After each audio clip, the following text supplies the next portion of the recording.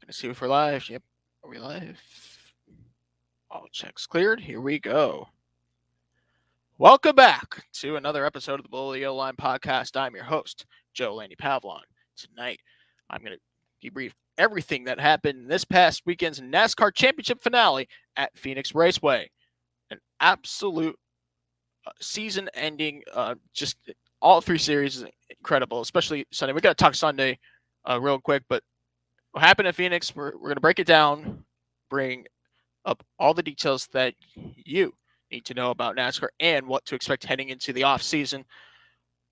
Then later in the podcast, we'll have our Formula One discussion, or at least just me myself, because it's just me for what I know on this occasion once again, and dive into supercars as well as the FIA World Endurance Championship and other sports car events, as well as MotoGP. First of all, congratulations to Kyle Larson. Just an absolute champion, well-deserving champion. He is a driver of world-class level. He can hop into any vehicle, it seems, and succeed at the fullest. And guess what?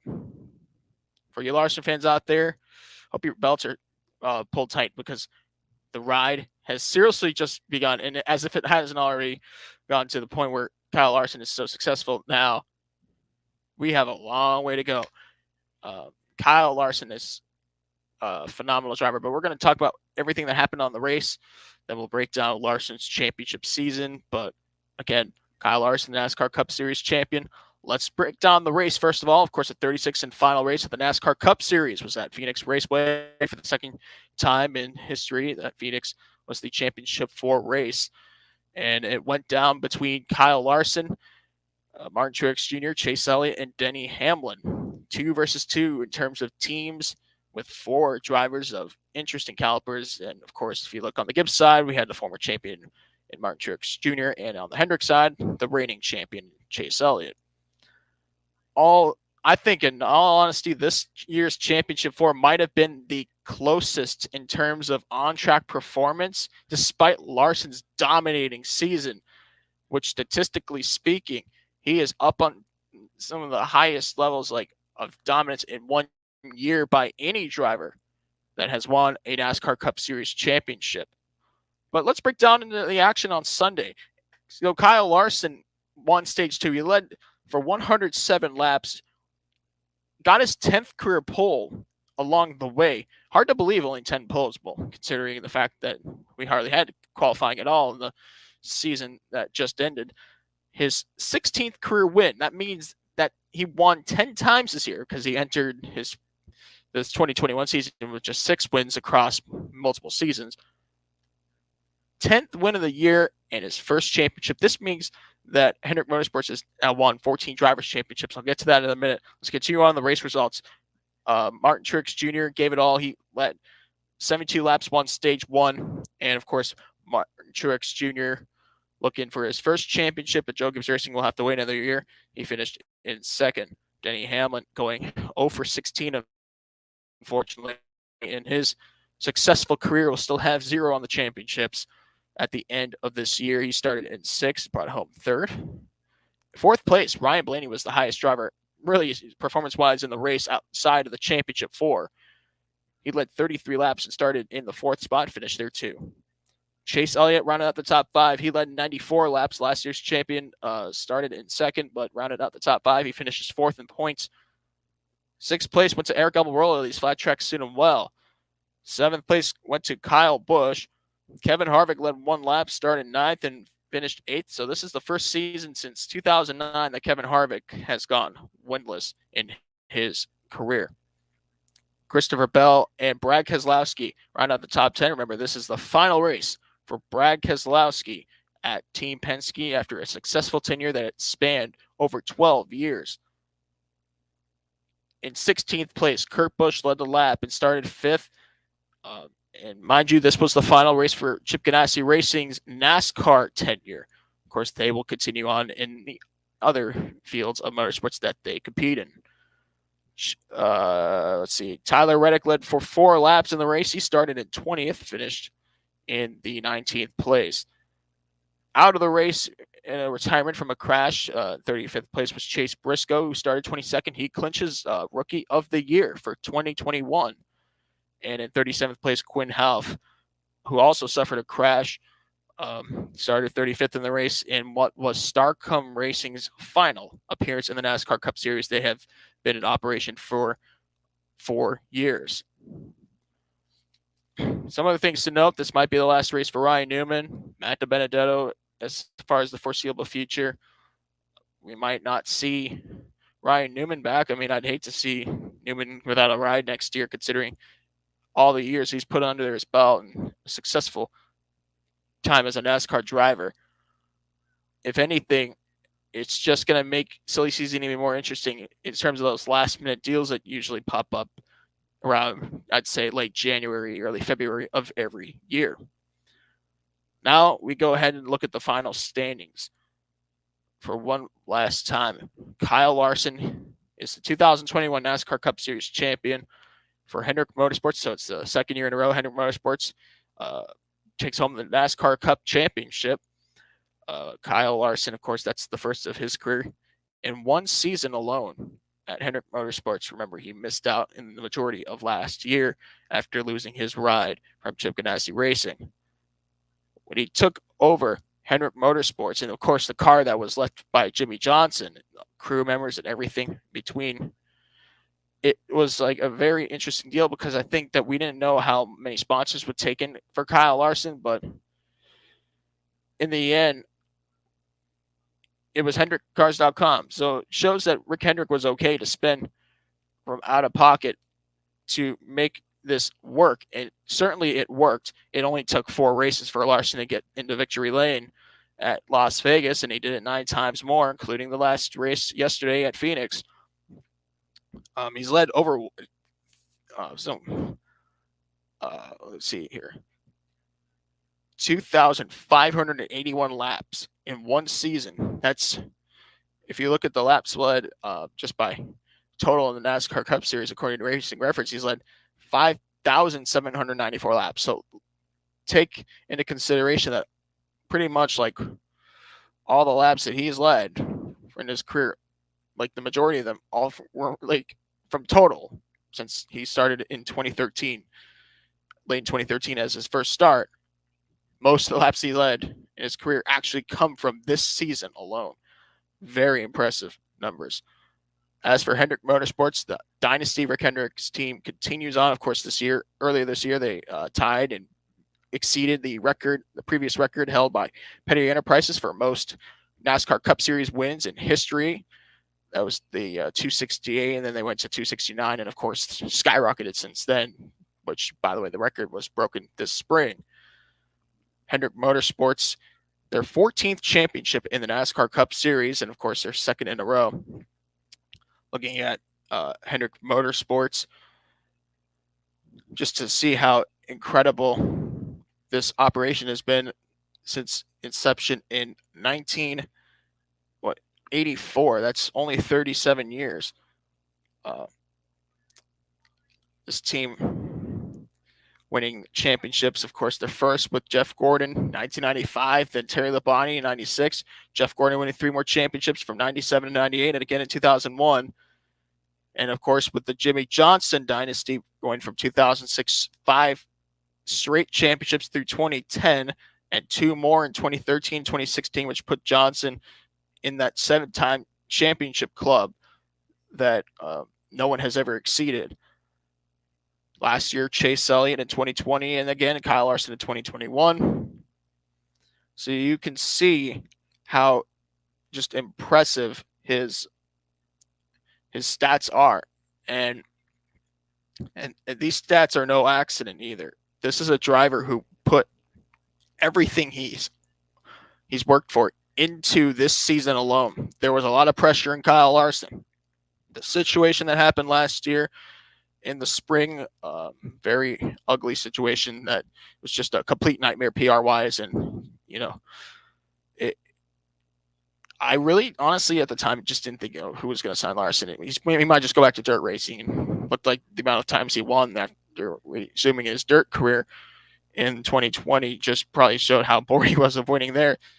some team had to sign him, and any team that would be lucky. Tony Stewart tried to find a way to get Larson on his team, but things just didn't work out. It wasn't a good offer, and we knew even if the incident last year didn't happen, if that there was a good possibility Larson could have left Chip Ganassi Racing for the departing Jimmy Johnson, and that literally happened around this time, late October, early November of 2020. We learned Kyle Larson was signed by Hendrick Motorsports. Rick paid out of pocket for this, and he got what he paid for. This is absolutely amazing move that was made. And you know what? For you Chase Elliott fans, I know that everybody thought, okay, Chase is leading this team. You know, maybe Larson will come up shy, but it'll take a while for him to rewind or wind back up into the Cup Series, because he missed pretty much all of 2020 once COVID interrupted and they came back. He wasn't a part of the grid, so he never knew how cold turkey racing works. I like to use that term a lot as reference for races that had no practice and no qualifying going into the weekend, where just the first laps were turned when the green flag dropped in the race. We never saw Kyle Larson in those scenarios, and seeing how 2021 was going to continue that on with an exception of several races, Larson had to adapt. And he not just adapted, he was better at everyone who was doing that, who was in the grid with that kind of style of racing last year. If that's not impressive, I don't know what is. But back to the point, Larson's career is just phenomenal. He's only 29, he'll be 30. He's got a long way to go. I think this might just be a start. I saw a lot of flashes of Jeff Gordon in this year's championship run by Kyle Larson. I saw a lot of flashes of Jimmy Johnson, ironically the car and the team that he assumed for this year.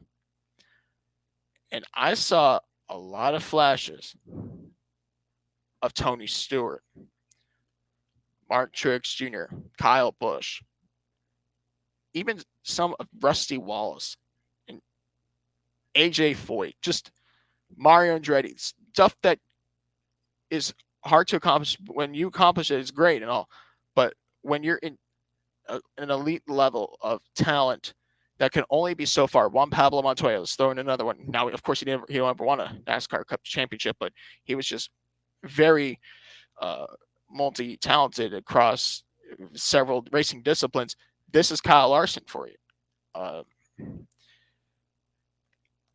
What I want to see is whether or not he stays comfortable in the NASCAR Cup Series and continues reaching or breaking records like this, or is he going to go somewhere else and maybe race overseas or try other outlets of motorsport and maybe be the face of American and Formula One? Okay, I got to stop dreaming.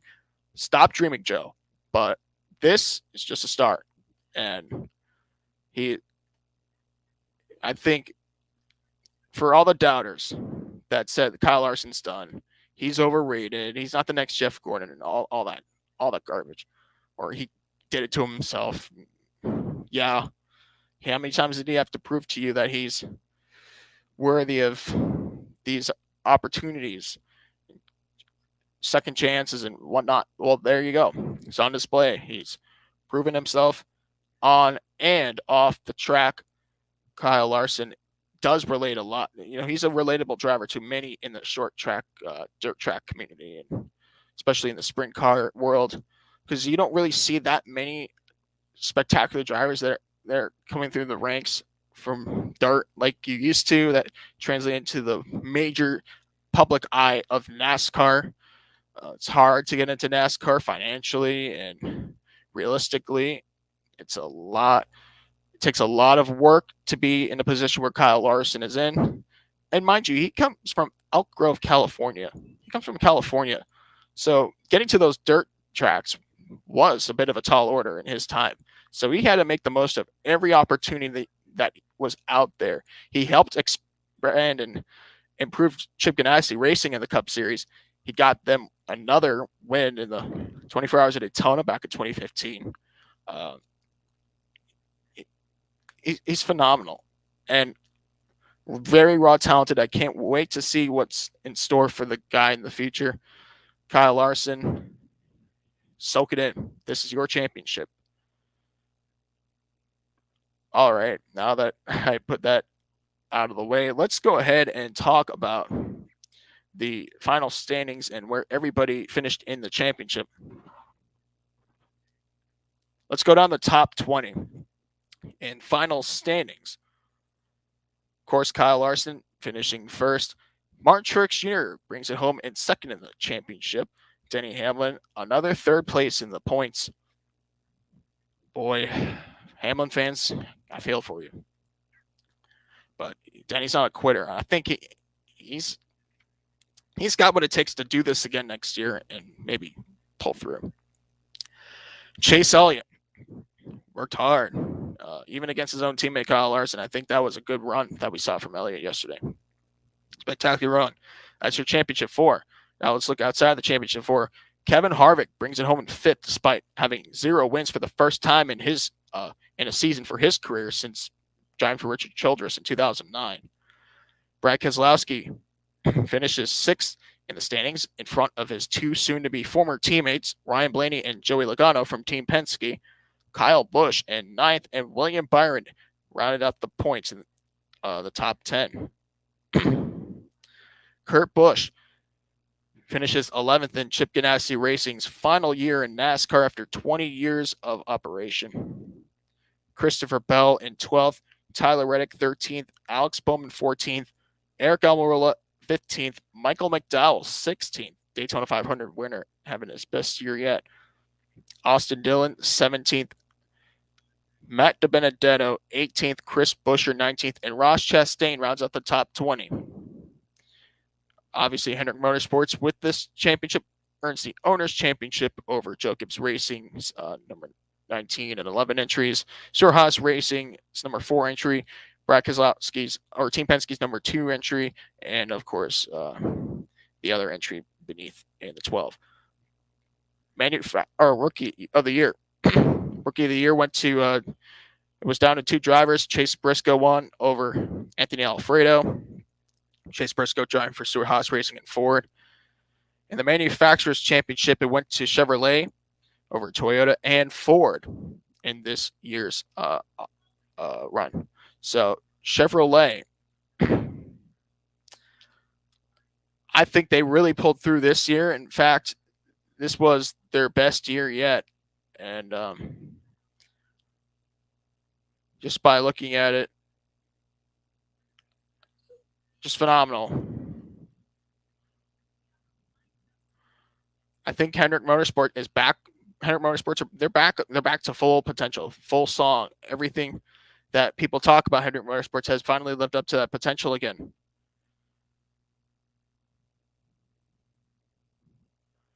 Of course, let's talk about Chevrolet, most manufacturers championship ever. And 40 times they've won the manufacturers championship. That's just phenomenal. All right. Anything else? Yeah, how about let me answer my own question. What was the best race of the year?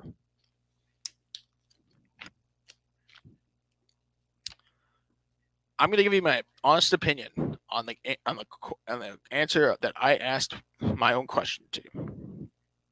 The best race of the year. The best race of the year, because NASCAR, especially Fox Sports, promoted this year, 2021, to be the best season ever. Well, it certainly had a lot of those characteristics, didn't it? The best race of the year was undoubtedly the Bristol race. And it's also, I would say, runner-up to that, because you heard me contemplating, would be the Southern 500 at Darlington this year. When we had battles of Kyle Larson, Kevin Harvick, Chase Elliott, and at Bristol, that just was so cool to watch. And then Darlington, when Denny Hamlin, one of the best ever at Darlington, and Kyle Larson, who just makes every track his niche. It seems we're going like everything out the window on that final lap at Darlington. That just shows you after 500 miles, it's just That's how racing goes. Always comes down to the checkered flag.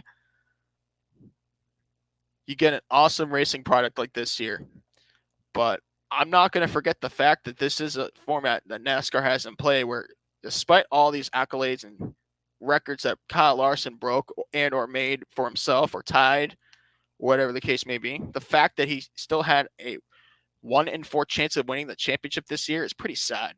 I think NASCAR, I know I try not to hop on this train too much because I'll generate my own headache, but if you want your best drivers to win the championship, make it realistic for them to do so rather than an if at the very end with this format where 4 drivers and winner take all. I just feel like it needs to happen on its own. You know, look at, if you want a good example of a real case of why I'm saying this, just take a look at the Formula One season right now. Look at the World Championship. Look how that's turning out. Some of the best action right now. And, you know, we don't need systems in place to make it look entertaining. We just want to see it turn out that way. I mean, I'm glad that Larson won this championship. And come to think of it, had Chase Elliott or Martin Truex Jr., even to an extent Denny Hamlin won this championship, it would have been a huge, like, a black towel over what should have been, and that would have been Larson winning the championship. And we're going to explain a little bit on that when we talk Xfinity and trucks. So let's go ahead and do that. I'd like to demonstrate why the system encourages certain kinds of driving and how and what you need to do to win championships in this series, how you get it done, just like what happened in Saturday night. That was some of the best heart out, passionate racing that I've ever seen out of Daniel Hemric. Let's go ahead and bring that up now. Let's talk about the race and, of course, the Phoenix 200, the 33rd and final race of the 2021 Xfinity Series campaign, the second-tier NASCAR series. Put on an absolute show of a finish to another season. I think this 2021 Xfinity, this class of drivers for 2021 in the NASCAR Xfinity Series was very underrated in terms of good competition. Because obviously with the lower series, Xfinity and Truck, drivers come and go. You do get your share of veterans, but they're not as prevalent as some of the young up-and-comers. But this year, for some reason, the Xfinity Series always put on a really good show. And honestly, what we saw at the very end when the checkered flag flew, the final checkered flag of the season, determined all of that. Meet Daniel Hemric, a name that you've heard fly around for years across many teams and series in the NASCAR ranks. He comes from Kannapolis, North Carolina, home of the one and only Dale Earnhardt, of course, one of the greatest drivers of all time. Daniel Hemric made his name in the Legends series, these legend cars, bandoleros, whatever you call them, throughout the NASCAR ranks. You know, if you race in Charlotte, no matter what the level is, you're going to get NASCAR people of NASCAR personalities, or should I say NASCAR descent, to notice you. And that's exactly what he did. So he spent many years in the early to mid-2010s racing there on other short track events and made his presence known in the Truck Series for 2 years across several teams, actually 3. Went up to the Xfinity Series for Richard Childress. He took a chance on Daniel Hemric. I mean, already looked good in the Truck Series. Went to the Xfinity Series, Championship 4 appearance. Somehow, some way, no wins there. 2018 rolls around. RCR brings him back. Championship 4, almost won it. I mean, statistically speaking, if there wasn't this point system we had, he would have wanted it there. No wins.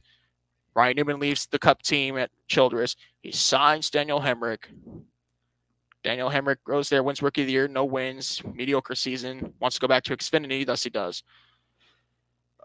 Actually, no. Tyler Reddick was tearing it up in the 2019 Xfinity season. So it was a matter of time till he was brought to Cup. So out goes Hemric, bye-bye. And Junior Motorsports signed him. He didn't compete for the 2020 championship, but was a contender to win in the races he ran. And when I heard in the offseason that Joe Gibbs Racing was going to sign Daniel Hemric for the 2021 season, I knew we were talking championships. And the fact that he still had no wins going into this the whole time was just unbelievable. He would find every way in the world to win, and something would come up that would stop him from winning. A late race caution, a bad pit stop, getting wrecked, or just having just one better driver than him on the grid for that race. And then comes around. He's in the championship for the third time in his career, still looking for that first win. And mind you, in my humble opinion, he is better than a good number of drivers in the Xfinity Series that have actually won races. That's how good Daniel Hemric is of a driver. And going into this race, I knew that he was going to let everything out the window and drive his heart out, and that's exactly what he did. Even when the odds started to somewhat creep up against him, like it has been almost all the time in the Xfinity Series. He's gone 10 times runner-up prior to this first win. Let's talk about the race. Daniel Hemric, he won stage 2, started 4th, led for 48 laps. Got his first career win, and didn't break that unfortunate record that Dale Jarrett once done by himself, which was most runner-up finishes before that first win. But not only that, he gets a championship, and we're going to talk about the championship side in just a moment here. But soaking in, of course, Daniel Hemric, we know where he's going next year in the Xfinity Series. He'll be driving for Colleague Racing, ironically, the team of the rivals that he was that was in his Xfinity Series Championship run. Austin Cindric, the defending champion in the NASCAR Xfinity Series, falls shy by inches. It was a photo finish. Daniel Hemric threw everything out the window on that final corner and pushed Cindric aside, side by side, to win at Phoenix. And Austin Cindric did win stage 1. He got his 8th career pole, led for 113 laps, and he's going to go to the Cup Series. Seems like he was cool about, just losing the championship at the final moment, but really give the guy credit. And, of course, congratulations to Roger Penske, winning the Owners' Championship for the 7th time in team history in the NASCAR Xfinity Series. As for champion Daniel Hemric, he's the 3rd Drivers' Championship winner for Joe Gibbs Racing. Of course, Kyle Busch, 2009, Daniel Suarez in 2016, and now Daniel Hemric in 2021. Fun fact, all 3 of those champions drove car number 18. 3rd place, Harrison Burton, in his final start in the NASCAR Xfinity Series, started dead last in 36, and he'll be going to the Cup Series next year in Ford for the Wood Brothers. Good run for Riley Herbst. Riley Herbst started 5th, stayed in the fight, but finished 4th. Justin Haley will move up to the Cup Series next year. He finished in 5th. John Hunter Nemechek gave a good drive to clinch that Owners' Championship for Joe Gibbs Racing when he led 39 laps from the 2nd starting spot, but unfortunately his late race car just did not live up to the early race performance that it had, so he finished as 6th. It was a bitter week, just an unfortunate weekend for John Hunter Nemechek, and considering that in the Truck Series Championship he lost, which I'll get into a little bit later. Brandon Jones finishes 7th behind, one spot behind his teammate Brent Moffitt in 8th. Justin Allgaier in 9th. And Sheldon Creed gets his career best finish of 10th. He'll be driving for Richard Childress next year in the NASCAR Xfinity Series.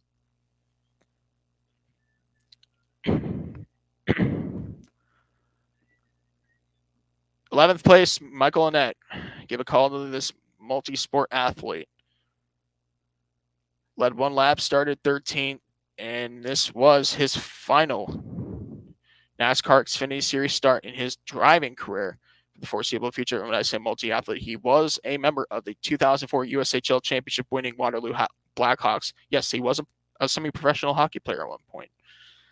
The Iowa native, we wish Michael, of course, all the very best. His biggest accomplishment will always be that win in the Daytona 300-mile race from 2019 when he won for Junior Motorsports. Let's move down one more position. Noah Graxson finishes third in the standings. Led for 3 laps, started 7th, just did not have a car to keep up with the top 2 in the championship 4. He finishes 12th. AJ Allmendinger, a big-time favorite, a contender all year long, finishes in the 14th spot and will finish 4th in the final standings. He will be back, though, next year and plans to compete for the 2022 Xfinity Series Championship for Colleague Racing, along with several select Cup Series starts. Of course, why not after that win at the Indy GP circuit and continue on with that success. Let's go down the list. 27th place. Kyle Sieg gets his career best finish of 27th. He started 18th, driving for his family team. And I put here that the driver that was not classified because he didn't show up was Ty Gibbs. Locks up Rookie of the Year. So let's take a look at the final standings for the 2021 NASCAR Xfinity Series Championship. And of course, Daniel Hemric is the champion. That's all it took, was just that final race in the NASCAR Xfinity Series. The championship is his. One thing I've noticed about Daniel Hemric is the fact that he's 31 years old. Now, Daniel Hemric,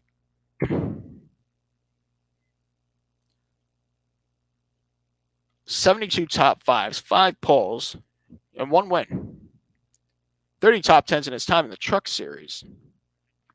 No wins. He grew up in the NASCAR scene, Kannapolis, North Carolina. A well-deserved champion, and especially for that 18 team, considering the horrifying situation that happened with the car chief, and glad that they got rid of him quickly. NASCAR took action and replaced him with a person that's sane. But outside of that, the only thing that got in the way of the 18 team and Daniel Hemric's car was just Daniel Hemric luck. Just finding every way to finish high up there, but not win. Phoenix comes around. I was just like pulling from, I was like, come on, Daniel, this is the time. That last caution came out, the second to last caution came out, I was like, oh, dang it, because he had a good long run speed towards the end, much like Hamlin did yesterday in the Cup race. And once he had the bumper to the 22 in the final corner, I knew he was going to fall through. There was just no way he couldn't, and he did. And he did it as clean as possible. Get the guy credit. The best part about that is, I know you guys are Carl Edwards fans, and it helps that he drove for Joe Gibbs Racing in his final Cup Series 2 years, but you like that celebration of Daniel Hemric doing the backflip? Well, guess what? I think that's just the first of many. He broke the supposed glass ceiling of getting the first win, from 0 wins to the first win. It seems like an eternity. He broke that glass window, and he never has to look back. He went over the peak of the mountain. Finally. I'm just proud of him. He's a deserving champion. Does the system make it seem like the drivers have to drive this way to win championships? Well, yes, Daniel Hemric did expose that in a way. I think he exposed the necessities to win a championship under this system. All right. Owners Championship, we'll talk about that in a minute, but let's talk about the final standings. Let's go through the top 20 in driver points one last time. Daniel Hemric, Austin Cindric, Noah Graxson, AJ Allmendinger, your final 4 finishing order.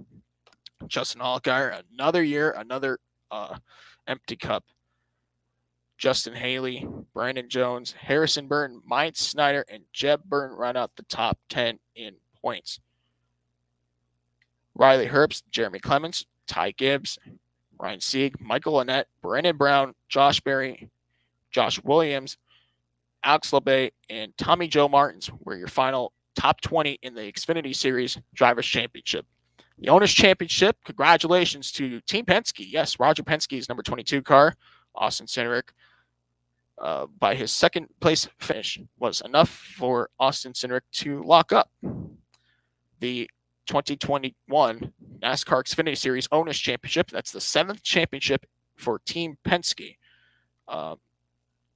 fact, they have won a lot of owners' championships. I think all of them in the 2010s, including the drivers' championships with Brad Keselowski in 2010 and last year with Austin Cindric. So they have a really good role going on, and it would be very interesting to see what happens with that entry because Austin Cindric's going up to the Cup Series, and I don't really see that development driver like Austin Cindric coming around in the Penske system as far as NASCAR is concerned anytime soon, unless someone signs with them or we get a veteran. I'd like to see a veteran. I mean, hey, Ryan Newman's a free agent. He's not rolling out Xfinity rides. Would be nice to see Ryan Newman back in a Penske car one day. That would be really cool. But I'm just thinking out loud.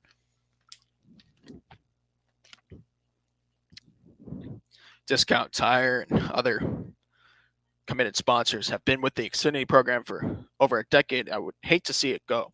Let's see what happens in the offseason.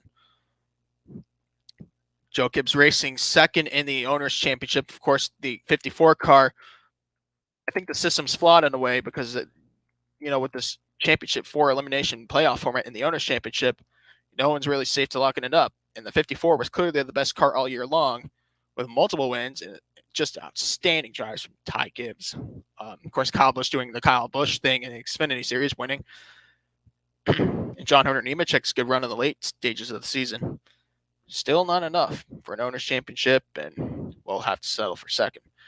Junior Motorsports third, Colleague Racing fourth, and Junior Motorsports in the 7 car again in fifth. Who are your final standings in the top 5 in the Owners' Championship? Let's talk about the Rookie of the Year. We had 5 Rookie of the Year candidates this year, but they were all beaten by Ty Gibbs. Of course, need I say more about Ty Gibbs? He is over-impressed and has probably ran out of things to impress us with on and off the track. He entered the year thinking about just running for an ARCA title and getting his feet wet in the Xfinity Series. Next thing you know, he's breaking record after record, making history as being the first to do this in this amount of starts. Wanted his debut. Never stepped foot in an Xfinity Series car ever and won at a road course at Daytona against some of the best. I don't care what your last name says. If it says Gibbs, who cares? He's a talented driver. And I think he might be in the Cup Series anytime soon. In fact, he could be in many disciplines like Kyle Larson. I see the rawness in Ty Gibbs. Let's see where that goes. Josh Berry, another raw, talented driver from short tracks, late models, and big events that he's won in the past, especially under the Junior Motorsports contract for several years. He's been in the late model campaign. Josh Berry not only got his first win at Martinsville, as many people expected, but he won at a big track in Las Vegas. In fact, he almost won at Michigan this year. He was a great fill-in driver especially for Michael Annett when he had the injuries through the early fall portion of the season. Great run for Josh Berry, second in the Rookie of the Year. Jade Buford, a driver who comes from sports car racing, turning left and right, finished as third in his Rookie of the Year effort. Sam Mayer in fourth, and Ryan Vargas in fifth. The Manufacturers Championship go to Chevrolet. They locked it up once again for the 5th year in a row? Yep, the 5th year in a row. Chevrolet wins the Owners' Championship. Great numbers for sure. So yeah, the second highest level in NASCAR continues to be very impressive. I think this year in particular, because you never know what the class of drivers look like until the green flag drops at Daytona, or even a few rounds after, because it's a kind of series where you don't really know who's committing until afterwards if they have the fundings to do so. So let's talk trucks.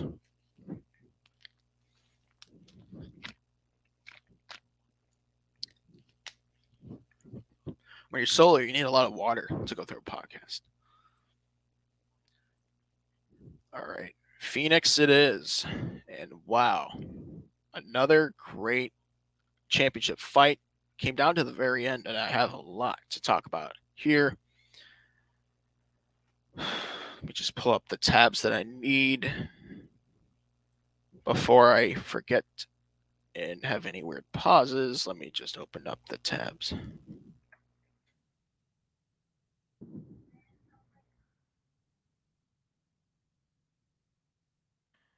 I think the NASCAR Truck Series have always been the I consider it to be the fun of the fun series in NASCAR because you don't have too many races and it's always a good showing.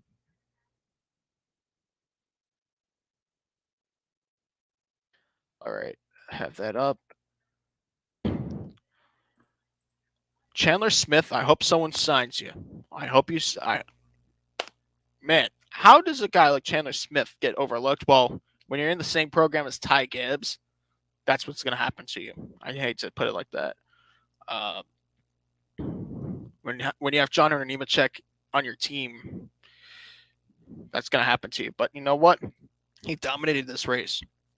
Stage 1, Stage 2, first career pole, and his second career win.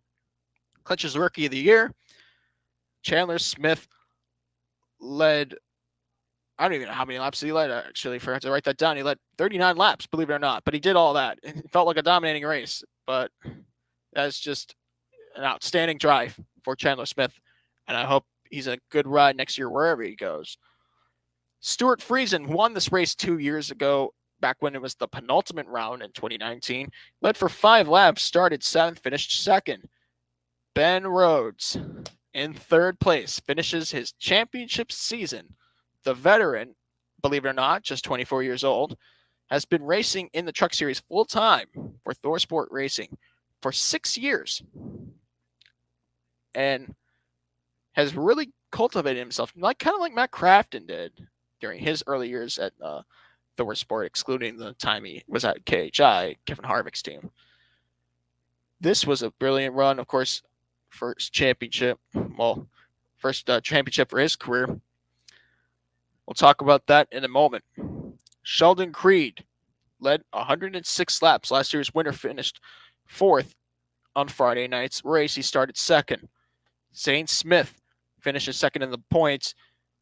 5th place on Friday night's finale. Started 13th. Christian Eckes finished in 6th, driving for Thorsport Racing's Mike Curb entry. Gotta feel for this guy. John Hunter Nemechek had a very stellar year. Driving for Kyle Busch in the Truck Series. Was the favorite to win the title? Yes, he was. Started in 18th, had that early race problem, went down, 2 laps? Scheduled pit stop with the blown tire that was so bad it could have ruined his suspension. Somehow finds a way to bring it home in 7th. I think what he could have done had those problems not be in place. We'll just never know. Todd Gilliland started 3rd to finish 8th.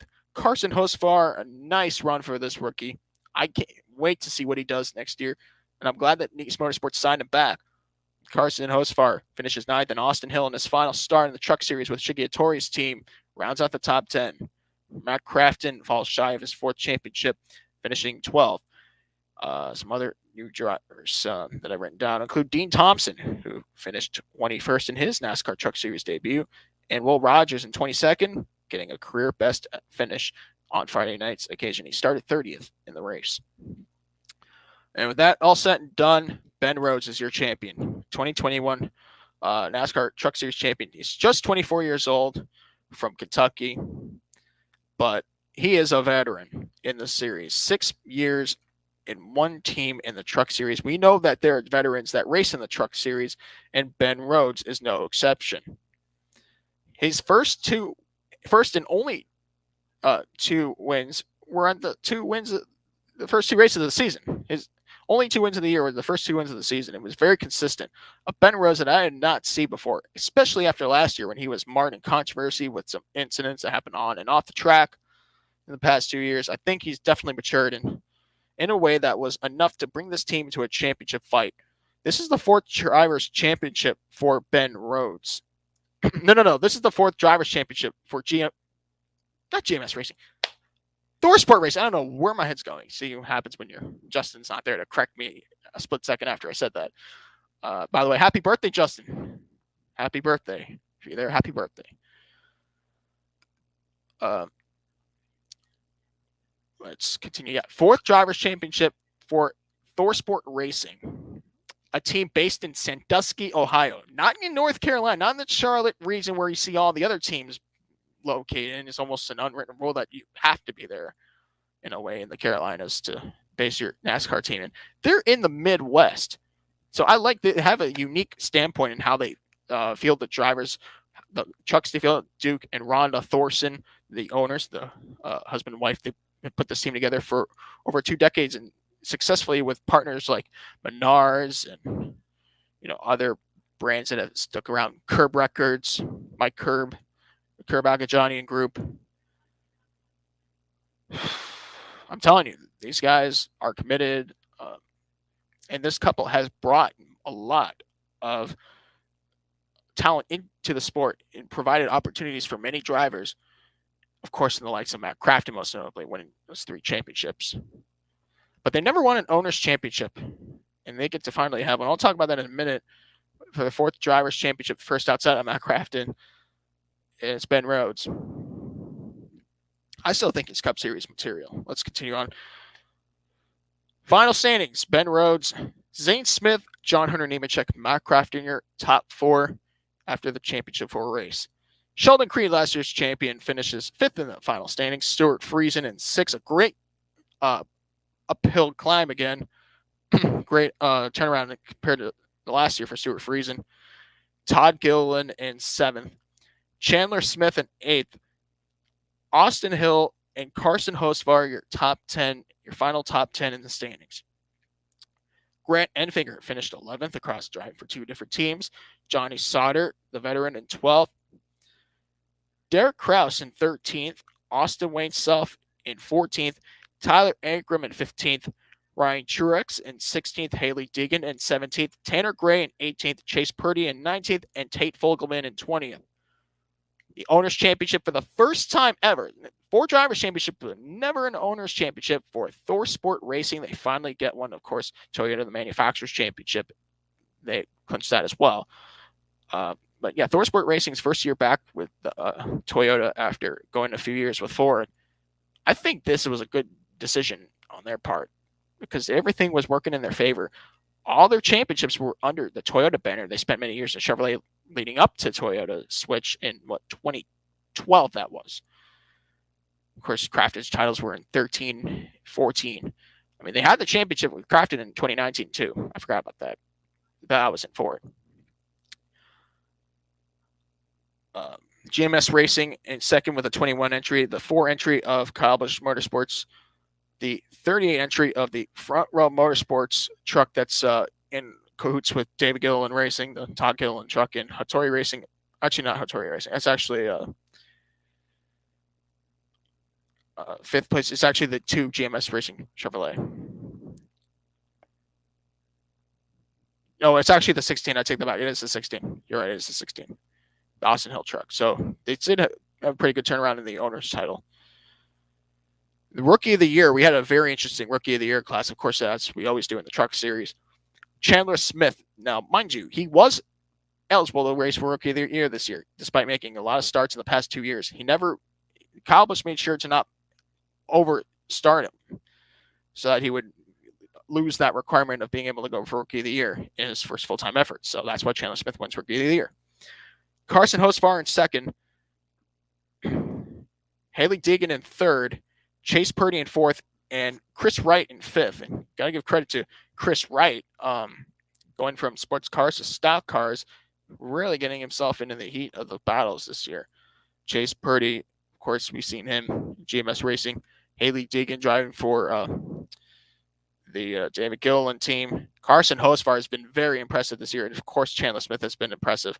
But the Manufacturers' Championship goes to Toyota over Chevrolet and Ford. Toyota was on the top this year. They own the Truck Series with a lot of powerhouse teams getting the factory support from the brand. Overall, I think the Truck Series this year was a very interesting one. I honestly liked it. The only thing I wish could have happened was the thing that wasn't realistic this year. And what really hurts is that we're not going to see it again.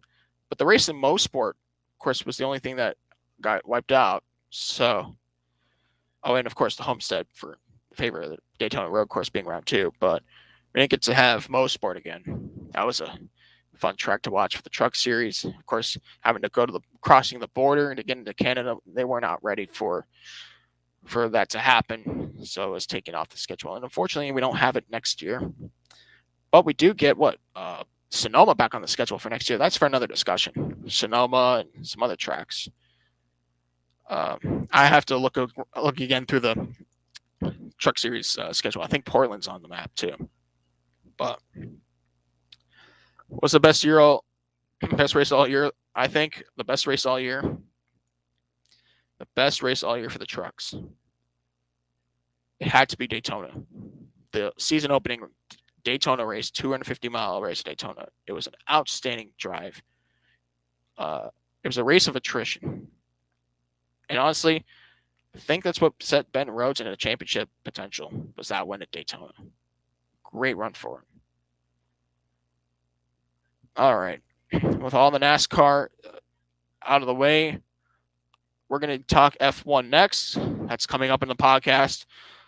Following that, we'll discuss the Australian Supercars Championship, as well as diving into the FIA World Endurance Championship. But before we do that, I'm going to have a break. But after we talk about the ARCA Menard Series West, we're going to bring that up first, as it was part of the championship weekend.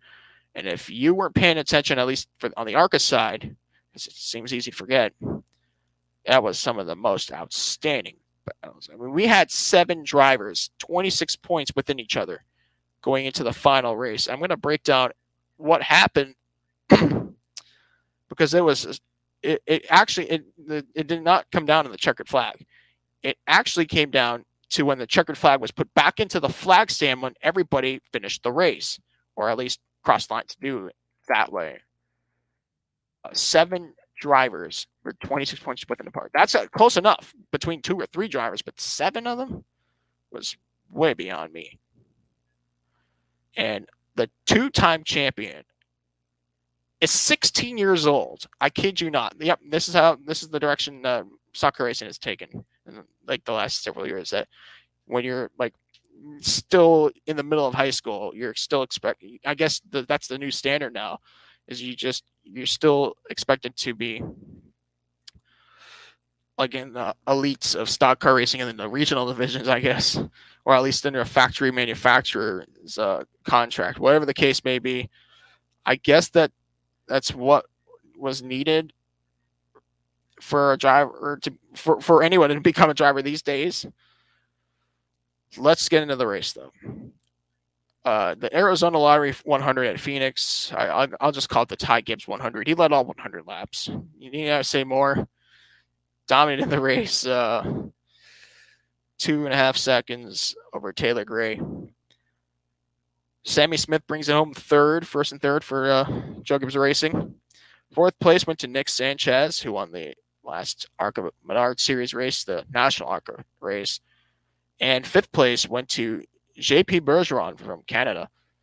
Actually, 1 position over Jake Garcia.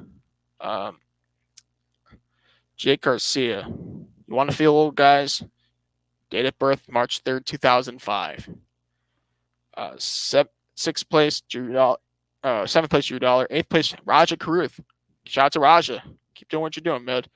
Gracie Trotter, 9th, and Cole Moore, 10th. Another good run, but it wasn't enough for a championship in terms of Cole Moore's efforts. Drive for McAnally's team.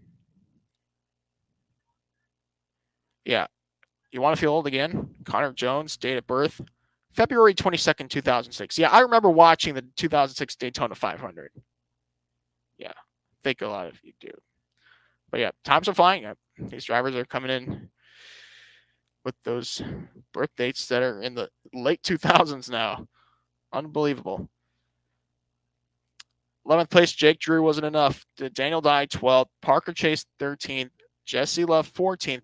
This was the kicker. Trevor Huddleston, last car in the lead lap, finished 15th. He thought the race was over. He thought the winner lapped him before crossing the finish line. Ironically, that cost his teammate Jake Drew a championship. The veteran made an innocent mistake, being the last car in the lead lap, thinking that it was all said and done. or maybe he thought it was over because the car behind him, Jesse Love, continued to push regardless of being told if the race was over or not. He still found his way past Trevor Huddleston, and that extra point made the points tied. I'll get to that in a minute. Todd Souza, 16th, 57 years of age, by the way. He was in this championship fight too. Joe East was in the fight as well. Paul Pentrocelli Jr., 31 years of age. His family-owned team had an awesome run this year. Connor Jones, Johnny Borneman III, top 20. Max Gutierrez, who had that awesome first race of the East Series when he won at New Smyrna Beach, brought it home in 21st. Dean Thompson, part of the championship hunt. Takuma Koga, Bridget Burgess, Brian Comiskey, Sebastian Arias, Tony Breidinger, Ryan Roulette, Bobby Hills Jr., and Caleb Costner in the top 30. In fact, he was the last car to finish the race. Josh Vanopoulos, Eric Nascimento, Travis Milburn, and Paul Pentrocelli were the final finishing positions in the race. Final standings. Jesse Love for Bill McAnally Racing and Toyota win the 2021 ARCA West Championship for the second year in a row. You want to know how close this was? Look at this. Final points. 438 points for Jesse Love. 438 points for Jake Drew. That pass on the last lap made the biggest difference. And who won the tiebreaker? Jesse Love had 2 wins. The count back, of course, being wins. Jake Drew had none. Jesse Love got the nod. He's the champion for the 2021 season. Second place, Jake Drew. Very good run. Driving for Bob Brancati Racing and Ford, Sunrise Ford dealership team. Third place went to Cole Moore, the second Bill McAnally Racing Toyota. By the way, that team's they're switching to Chevrolets next year, so keep note of that. Paul Pentrocelli Jr. in fourth with 5 points behind. So Cole Moore was 2 points behind. Pentrocelli Jr. was 5 points behind. And in fifth place, Joey East was 8 points behind. Trevor Huddleston was 6 with 16 points from himself to the championship leader. And the final driver that was eligible to contend for the championship going into the race mathematically was Todd Souza. And the 57-year-old was minus 28 behind the leader, leaving the race. Rounding out the top 10, Takuma Koga. Of course, Japan's Takuma Koga. Australia's Bridget Burgess, and America's Bobby Hills Jr., top 10. Top 20, Paul Pentrocelli, Taylor Gray, Dean Thompson. I take that back. He wasn't in the championship hunt. I forgot about that. Eric Nascimento, Josh Vanopoulos, John Wood, Stafford Smith, Brian Comiskey, Ty Gibbs, and Jolyn Wilkinson. So, yep, the McAnally powerhouse in the West Series continue to shine to the surprise of none and the impressions of everyone. Very good run, though. I mean, it was fun to watch. It took 9 races, and for some reason, it took the final car crossing the line to determine the champion in the final race of the season. For 3/4 of the cooldown lap, it looked like Jake Drew had the championship won. It was literally like the 2008 Brazilian Grand Prix. Ironically, the next venue Formula One is going to is that same track in Interlagos. But the final car to take the checkered flag on the lead lap was actually in a position fight. It was between Trevor Huddleston, who thought the race was over, started coasting around in the final scored lap, while he thought it was the cooldown lap. Gets passed by Jesse Love. And that's what gets Jesse Love the championship in a tie of points. Unbelievable. Well, next in this podcast, we will discuss Formula One. And the World Championship continues to be just in a crazy swinging of directions. We'll talk about what happened at Mexico City in just a moment. Mexican Grand Prix was very frantic. Some say it was another boring Verstappen race. Others say it's going to make the big difference in the Constructors Championship. We'll talk more about that when we come back.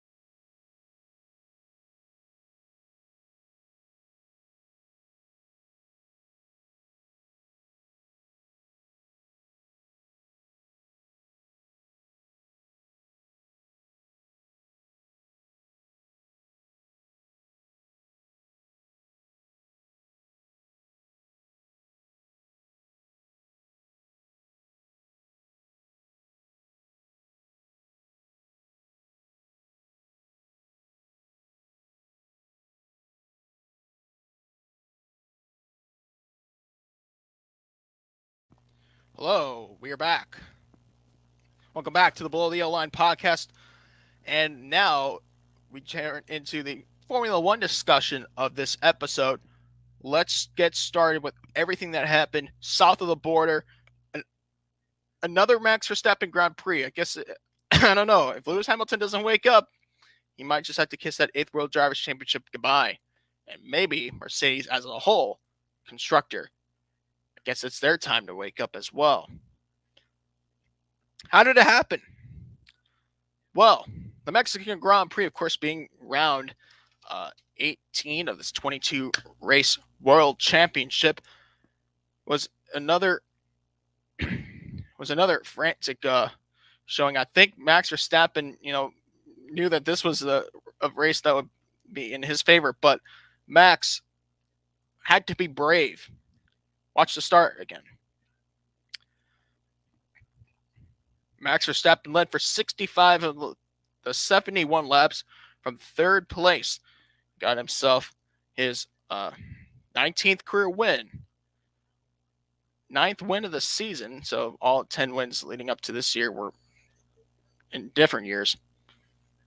And, of course, Verstappen's 56th time on the podium on the top step in Mexico City.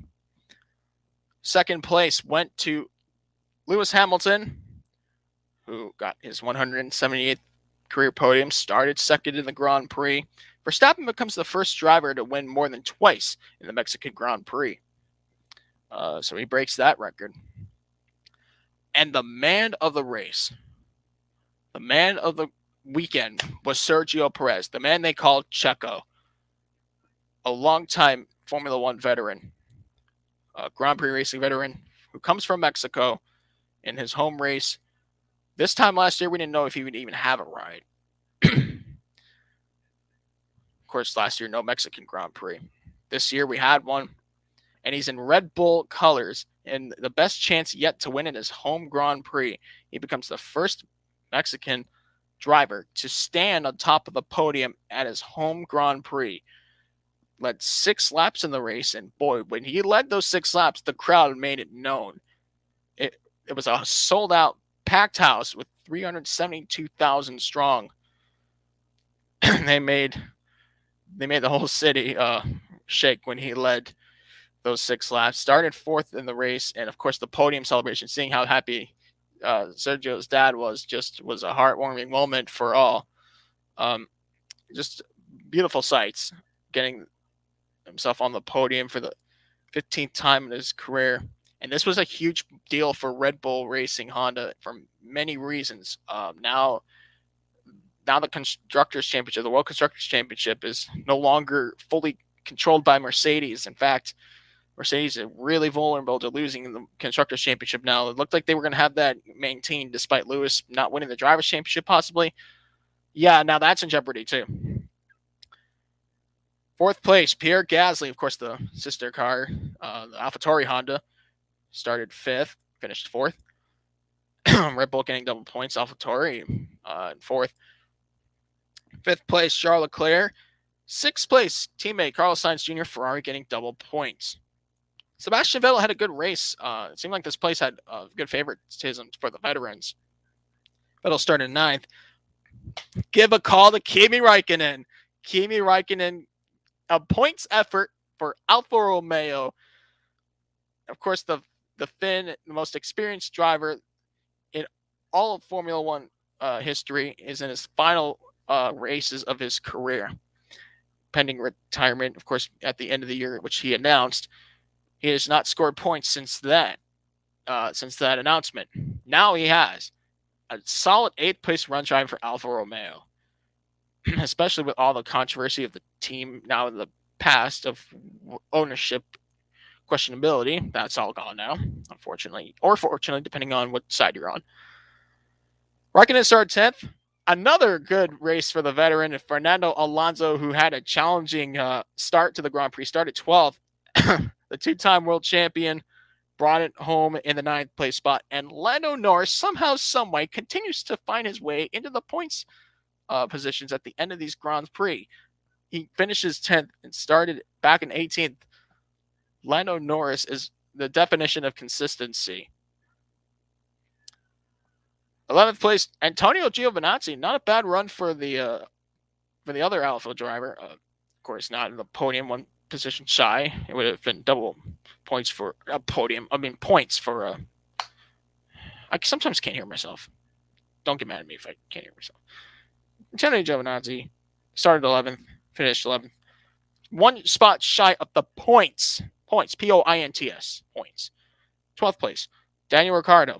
Started in 7th. Of course, he was involved in that first lap tangle up with Valtteri Bottas, the pole sitter, when they were diving in that heavy braking turn 1, that right-hander corner. 13th place, Esteban Ocon. He had some troubles in the start, but managed to finish the race. Lance Stroll's time in North America continues to be just awful. Started 20th, 14th place, just couldn't stay out of trouble again. Seems like that's been the theme of the back end of 2021 for Lance Stroll. Valtteri Bottas, this is a killer, unfortunately, for Mercedes. While he did get the fast lap, which prevented the extra point going to any of the Red Bull guys or even Lewis Hamilton to an extent, Valtteri Bottas got his 19th career pole, is spun in the first corner, never recovers, finishes multiple laps behind the leader. But he got the fastest lap, which kind of saved the points from being tied in the Constructors Championship by any means, but still, the damage was done. George Russell in 16th, he started there too. 17th place went to Nicholas Latifi, who started 13th. Nikita Mazepin finished 18th after starting 15th. And the two retirements were on the opening lap with the first lap crash, where Mick Schumacher, who started 14th, and Yuki Tsunoda, who started 17th, were taken out of the race. They will be in Sao Paulo at the track they call Interlagos for the Brazilian Grand Prix, or actually they call it Sao Paulo Grand Prix for this weekend. Round 19 and 22 will cap off the 3-race trip west of the Atlantic Ocean in the Americas. Then they're going to go they're going to go to the Middle East for 3 races right after that. By the way, no break in between Brazil and Qatar. And with the exception of Abu Dhabi, which has already been an edited circuit for the Abu Dhabi Grand Prix at Yas Marina circuit, the upcoming tracks have not been raced last year or have been new altogether. And you know what? We don't know what this is going to look like in the World Championship. There's so many unknowns right now. This World Championship has been so frantic.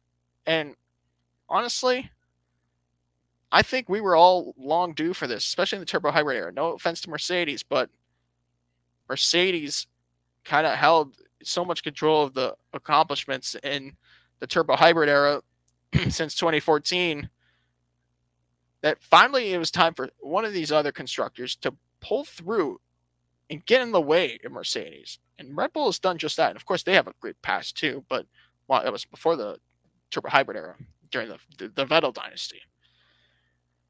Let's look at the World Drivers' Championship now. After 18 races, Max Verstappen leads by 19 points, 312.5 points. Lewis Hamilton, 293.5 points. It's a 19-point difference. Third place is Valtteri Bottas, 127.5 points behind. Of course, he's at 185 points. Fourth place in the points, the World Drivers' Championship is Sergio Perez. He gets actually down 20 points behind Bottas for that third place spot with 165 points, getting those 3 podiums in a row. Turkey, USA, and Mexico. Lando Norris in fifth with those continuous points finishes that date back to the Dutch Grand Prix months ago. 150 points where he sits. Charles Leclerc in sixth, with the exception of the Russian Grand Prix. He has been in the points positions for most of the year in the last several races, actually dating back to the Belgian Grand Prix, the supposed race that happened. 138 points for Leclerc, while his teammate Carlos Sainz Jr. sits in seventh with 130.5 points. Daniel Ricciardo in eighth with 105 points. A little bit of a shaky run since his win at the Italian Grand Prix. It's been up and down, up and down. Ninth place, Pierre Gasly. Definitely a good turnaround in yesterday's race. 86 points is where he's at. Ninth in the World Drivers' Championship. And Fernando Alonso in 10th with 60 points. Now, the World Constructors' Championship standings, after 19 races, this is where things get very interesting. Mercedes, 478.5 points. -1. You find Red Bull Racing Honda, 477.5 points. This is the closest these two have been all year. It looked like Mercedes would be just fine if they had another 1 or 2 races like they usually have with Hamilton and Bottas. But guess what? Bottas's poor luck, because it really was luck, he did nothing wrong in the Grand Prix, resulted in this, a 1-point difference between Mercedes and Red Bull. Red Bull could very likely and realistically have a shot at winning the World Constructors' Championship. And that, I don't think, has been done since Sebastian Vettel's dynasty in 2013. In fact, actually, come to think of it, Mercedes have actually been perfect in the turbo hybrid era since 2014 by winning the World Constructors' Championship. So this is like the closest Red Bull has been in years. Now, Ferrari in third. Of course, Ferrari in third. Still looking for their first win since Sebastian Vettel in the 2019 Singapore Grand Prix. They're at third with 268.5 points, trying to put more of a gap ahead of McLaren Mercedes at 255 points. That retirement the 12th place run by Ricciardo was not a helper. Fifth place, Alpine Renault, 106 points. They're actually tied with AlphaTauri Honda, 106 points, but countback would give the nod to Alpine should the season end. Aston Martin Mercedes. Seems like when one driver does well, the other driver does absolutely abhorrent should one of the two drivers have a good run. 68 points. You got to step it up, or they might have to settle for seventh because they're losing track of pretty much AlphaTauri altogether. Eighth place, Williams Mercedes, 23 points. No points since Russia. Ninth place, step up, definitely for Alfa Romeo Racing Ferrari and Kimi's efforts. 11 points they sit. And 10th place with a big fat 0. No surprise, Haas Ferrari. Talk a little bit more about the race in Sao Paulo this upcoming weekend in Interlagos. But if you're not watching F1, you're missing out. Look in the mirror and change yourself. Okay, let's move on into the land down under and talk supercars. But seriously, if you're not watching F1, I don't know what else to say. There's a certain place, facilities out there for people who could use the help. Go get some help if you're not watching F1 this year. Let's talk about supercars. And I know that supercars has been in Sydney for 4 weeks, or they've done it 2 times as well. Doesn't mean there isn't much competition there either. Supercars action at Sydney for week 2. Remember, they have 4 weekends at Sydney Motorsport Park. Let's talk about Sydney week 2. I'll break it down in 3 parts. Race 1 was won by Shane Van Gisbergen, the championship leader, led for 18 laps. He started third, his 53rd career win and 135th career podium for the Kiwi. Outstanding run, finishing ahead of his teammates. So AAA finished 1-2 in the Red Bull Ampol Racing Holdens. Jamie Wynn Cup in second. His 263rd career podium for the driver in his final weeks as a full-time driver, the 7-time Supercars champion, Jamie Wynn Cup. Third place, Will Davison. A little bit of a controversial run, I'd say, in race 1, considering his point of view, but he still finished third. Got his 67th career podium. Still looking for that first win since the 2016 Bathurst 1000 when he had. So maybe the impatience is starting to kick in. Fourth place, Nick Percat started 6th. Fifth place was Todd Hazelwood, who started in the 8th position. Or actually, Hazelwood started in 9th. 6th place was Jack LeBrock, who he actually led a lap and started in the 8th place. Tim Slade started 7th. He finished there 2. 8th place went to Scott Pye. Or actually, 8th place was Cam Waters. Scott Pye 9th, and Bryce Fullwood rounded out the top 10. 11th place went to Will Brown. Bryce Fullwood actually led 3 laps. 11th place went to Will Brown. He got his first career pole. The Eurobus driver has been very impressive in the last several outings in supercars, but his pit crew just don't know how to keep up, I guess. I don't know what their deal is. They always seem to screw him over, and did just that because he finished 11th. He led for 5 laps until the pit stop issues happened, and I don't know. You better take an extra look if you're in the Eurobus team at your crew members. That's all I'm going to say. Finishing in 20th was Gary Jacobson, who led for 5 laps and started 15th. That was race 1.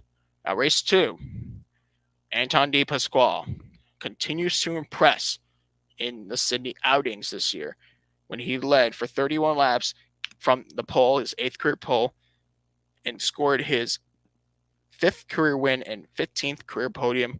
Well done for the DJR4 driver, the Shell V-Power Racing driver, Anton De Pasquale. Second place, Shane Van Gisbergen, a nice points effort. He led for 1 lap, started second as 136th career podium. Third place, how about this? James Courtney, the 2010 Supercars champion, reached his 70th career podium. And we don't know how much longer he's going to stay in the sport for either. So James Courtney, who started 6th, had an outstanding race too in the weekend. Fourth place went to Will Davison. Davison started 5th. Scott Pye, 5th, Will Brown, 6th, Andre Heimgartner, and 7th, Chaz Mostert, Nick Percat, and Mark Winterbottom rounding out the top 10 in race 2.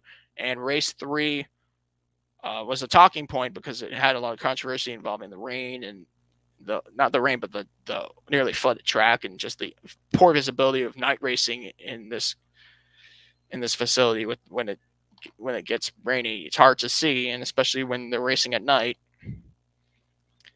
And that's why the race was cut short for 23 of the 32 laps. All the 23 laps were led by Jamie Wynn Cup. Jamie Wynn Cup has 124th career win and stood on the podium for the 264th time in his illustrious career. Jamie Wynn Cup won it. Race, of course, was cut short. Anton De Pasquale, 16th career podium. He started way back in 22nd. Actually, no, he started second, I meant. It was Chaz Mostert who started in 26th. That was very impressive. He got his 66th career podium and finished third, driving for Waukesha Andretti United Holden. Fourth place, Nick Percat. Another good run for Nick Percat this weekend in the Brad Jones Racing bunch. Fifth place, Tim Slade. Another impressive run for Tim Slade, driving for the Blanchard team. Sixth place, Will Brown started 17th. Will Davison in 7th, who started 5th. Cam Waters in 8th. Todd Hazelwood 9th. 10th place, Andre Heimgartner, but unfortunately for Shane Van Gisbergen, his 36th career pole was short-lived with a bad start and a 23rd place finish in a race that ironically took 23 laps to be completed. So the championship after Sydney week 2. Shane Van Gisbergen, of course, he's in his own land with 24-14 on the points board, 2-4-1-4. Jamie Whincup with 2.077 in second. Third place is Will Davison with 1.965 points. Fourth place, Chaz Mosser with 18.95 points. And fifth place is Cam Waters, 18.1834 in the points board. For the team's championship, it's all Triple Eight Races Engineering. Of course, they might just clinch it. They could clinch it. I think they could clinch it in one of the races coming up this weekend or maybe next weekend. I'd be surprised if it would have to take long. They're so good. Triple Eight Race Engineering, the Red Bull and Pole Racing team, and Holden 44.91 on the points board. Second place, of course, is Dick Johnson Racing, and the Ford team, Shell V Power Racing Ford. Mustang with 36.54 points. Third place is Waukesha Andretti United with 3.034 points. Fourth place, Tickford Racing Ford, 27.36 points. And fifth place is Brad Jones Racing with 23.14 on the points board. They're going to be back at Sydney again this weekend, of course, for week 10 and 12. Sydney Part 3, week 10 of the 12-week season. And rounds 26, 27, and 28 of this 31-race tour. Remember, they have 2 races for Sydney Part 4 that follow this weekend. The weekend after, a week off follows, and then there will be the 2021 Bathurst 1000 to finish off the season. So, yeah, second year in a row, the Bathurst 1000 closes the Supercars Championship. But, yeah, I'd say it was awesome. I mean, you kind of want to see Will Davison win again. You know, he's been fighting hard to win. But the Melbourne native is going to have to fight a little harder and put that determination, put forth the effort in it. Sooner than later, he'll be back on the top step of the podium. He's in a great car anyways. All right, that's all set and done. Let's go ahead and talk about the sports car world. I'm going to need a drink for this.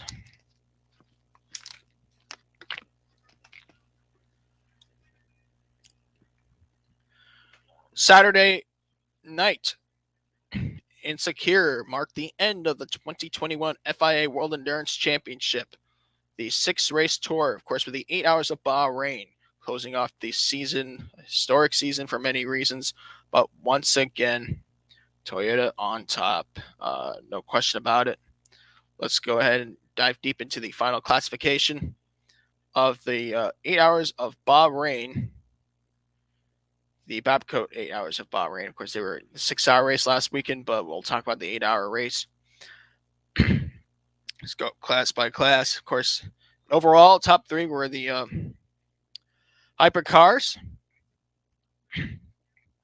First place, completing 247 laps. The winner was the number 8 Toyota Gazoo Racing Toyota GR010 Hybrid with drivers Sebastian Buemi, Brendan Hartley, and for possibly the last time, veteran Toyota driver, hometown favorite from Japan, Kazuki Nakajima. What an illustrious career that is for the longtime Toyota driver. And hopefully we'll see him race one of these days again, but it looks like he's ready to enjoy life as a family man, as a lot of these athletes have a hard time doing. And Kazuki Nakajima, nice to see him go out on top. Second place, the world champion lineup of Mike Conway, Kamui Kobayashi, and Jose Maria Lopez in the number 7 Toyota Gazoo Racing Toyota GR010 Hybrid, completing 247 laps, but way behind the sister car. Nice run for the championship, world championship team. Third place was the number 36 Signature Alpine Elf Matt Mutt, the Alpine A480 Gibson with drivers Andre Negraro, Nicolas Lapierre, and Matthew Vaxivier, completing 241 laps, third in class and third overall. Fourth place overall was the number 31 championship winning team for the second time this year in an LMP2 championship. The champion is WRT in their first year in prototypes. Again, great operation that is going on over there. Drivers for this team, Robin Freins, Ferdinand Habsburg, and Charles Milesi, completing 240 laps. Second place and third place were the two Jota cars. Second place was the number 38 Jota. Orca 07, Roberto Gonzalez, Antonio Felix da Costa, and Anthony Davidson. And of course, we gotta say bid farewell to Anthony Davidson and another illustrious racing career coming to an end. It'll be sad not to see him on the grid in any form of motorsport looking ahead in the future. And in the 28 car, we had Sean Galale, Stoffel Van Dorn, and Philippe Albuquerque.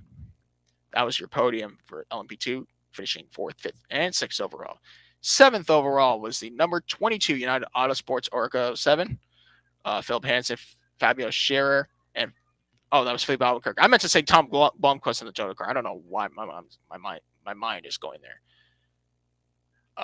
And 5th place, number 34 Inter-European competition, Jakob Smiechowski, Ranger van der Zand, Alex Brundle, 238 laps completed. And one position beneath it, give a call to the Pro-Am winner of the race and Pro-Am champion of the season. First ever time the Pro-Am trophy was awarded in the World Endurance Championship. Give a call to the Racing Team Netherlands car. Of course, the lineup for the race winning lineup that they had for LMP2 Pro-Am was Fritz van Erd, Jetto van der Garde, and Job van Oitert, the all domestic lineup. Let's move down the list with LMGT Pro. And, of course, give a call to the LMGT Pro drivers. They put on a great show. Unfortunately, it was a bit controversial towards the end. But I think the right calls were made by the FIA in a way. I still think that they would have been better off keeping their hands off the competition and letting the competition police themselves. Of course, 51 car, number 51 finishing 15th overall, the GTE World Champion lineup. AF Corsa, Ferrari 488 GT Evo, completing 233 laps. Alessandro Pierguidi and James Collado winning the GTE Pro class. Second place was the number 92 Porsche GT Team Porsche 911 RSR 19, Kevin Estrin, Neil Johnny, Michael Christensen. Third place was number 52 AF Corsa Ferrari 488 GT Evo with Daniel Serra, Miguel Molina. And fourth place was the number 91 Porsche GT team, completing 2 laps behind the top 3 in the GT Pro. That 91 Porsche was driven by Jimmy Bruni, Richard Leeds, and Frederick McAvicky. We'll talk about the World Championship and all that for GT Pro in a minute. Let's continue on to LMGT AM. The champions win this race as well. LMGT AM class. AF Corsa have a lot of reasons to be celebrating leaving Bahrain when drivers Francois Parado, a businessman turned race car driver, Nicholas Nielsen, and Alessio Rivera, 2 factory drivers. I think they're all factory drivers for Ferrari, to be honest. 83 AF Corsa Ferrari 488 GT Evo completed 230 laps. They put a whole lap on the competition. That's impressive. They win LMGT AM. Second place was the number 77 Dempsey Proton Racing Porsche with drivers Christian Reed, Jackson Evans, and Matt Campbell. Third place was the number 56 Team Project 1 Porsche 911 RSR 19. First, that was driven by Matteo Cairoli, Egidio Perfetti, and Ricardo Pera. Fifth place was the number 57 Kessel Racing Ferrari 488 GT Evo. So, yeah, there you have it.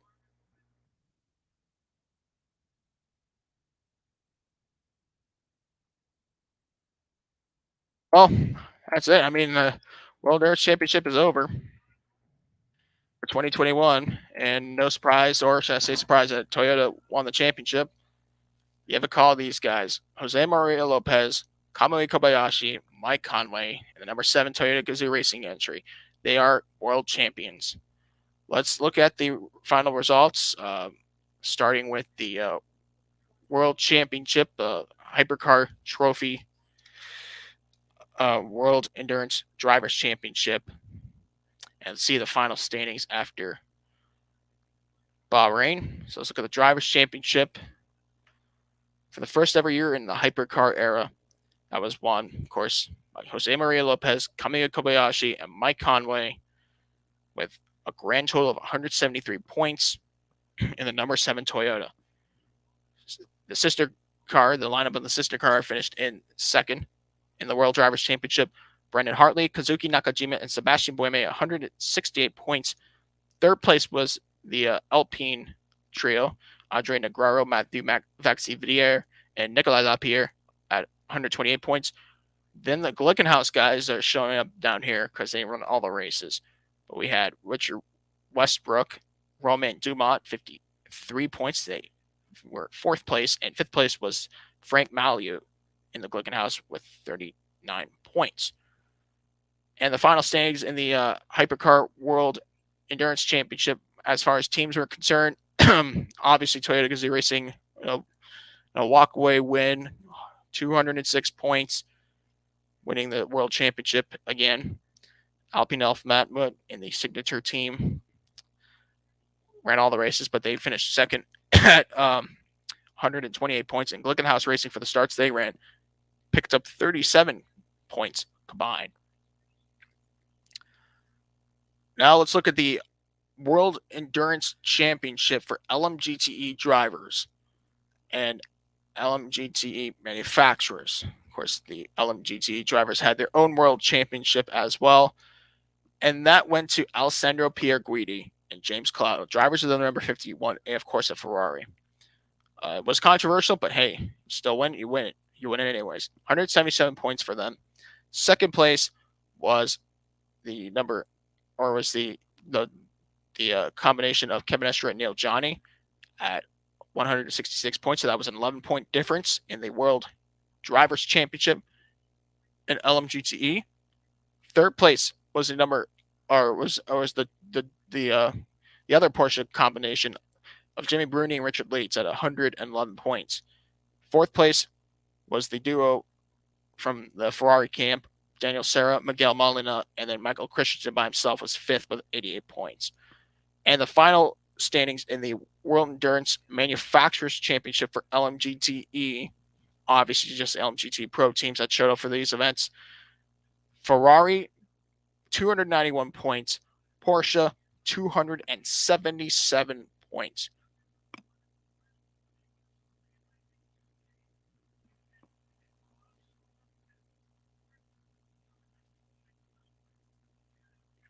All right, let's now move into the endurance trophies. We just got into the World Championship honors. Let's talk about the endurance trophy, the FIA endurance trophy in LMP2 divisions. We'll start off with LMP2 drivers and LMP2 teams, and then we'll go into Pro-Am afterwards. The endurance trophy for LMP2 drivers went to the trio in the number 31 Orca for Team WRT.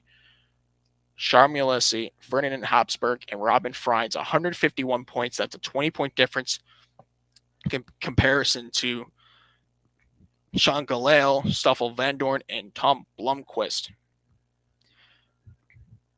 Third place, 123 points. We had Anthony Davidson, Antonio Felix da Costa, and Roberto Gonzalez. Fourth place by himself, Philip Hansen, and fifth place was the duo of Fabio Scherer and Felipe Albuquerque. 84 points for them. Now in the final standings for teams, LMP2 teams, the FIA Endurance Trophy went to Team WRT in their first ever season, just like in the European Le Mans Series. First ever season in prototypes, they win the LMP2 class championship at 151 points compared to Jota fact, the Jota entries, second and third. Second place, 131 points for car 38 or for car 28, and car 38 got 123 points. Fourth place went to the number 22 United Autosports Orca with 107 points, and fifth place was the number 34 Inter-Europol competition Orca 07 at 84 points. Now, for the first time this year, as I mentioned before, there was a Pro-Am Honors trophy for Pro-Am teams and drivers in the LMP2 class this year. Of course, we saw that also in the European Le Mans Series. So let's pull them up for drivers and teams in the LMP2 Pro-Am class for this year. It was only Fritz van Aert that was by himself, because he was the only driver for the racing team Netherlands number 29 Orca 07 that ran all the starts and picked up all the points. So he won the championship alone at 167 points. Second place was Esteban Garcia and Norman Nato at 146 points. Guido van der Garde and Jean van Oyter, see the other two drivers from Racing Team Netherlands, they were classified third in the Drivers' Championship at 142 points. Ben Hanley, Hendrik Hedman, and Juan Pablo Montoya were in fourth with 138 points. And Dennis Anderson by himself from the High Class Racing team from Denmark, fifth at 109 points. But in teams, there were only 5 teams that actually showed up for the Pro-Am trophy all year long. So let me break that down to you. Now you can maybe get a clearer picture on LMP2 Pro-Am. Number 29, Racing Team Netherlands Orca 07 at 167 points. Second place was the number 70 Real Team Racing Swiss team, 146 points. Third place, Dragon Speed USA, number 21, 138 points. Fourth place, High Class Racing, 109 points. And fifth place, ARC Bratislava, number 44, with 72 points. One thing I do find interesting is that all the nationalities from the LMP2 Pro-Am teams, that the 5 of them that showed up in the Endurance Championship, were all from different countries. Pretty cool, right? Now, last but not least, LMGT AM class had their own championship, the FIA Endurance Trophy for LMGT AM drivers and for LMGT AM teams. We'll start with the Drivers' Championship, and of course, the trio of AF Corsa Ferrari's number 83 car, Alessio Rovero, Francois Parato, and Nicholas Nielsen at 150 points. They win the championship in the 83 Ferrari at 150 points. Second place was Ben Keating, Dylan Pereira, and Felipe Fraga at 90.5 points.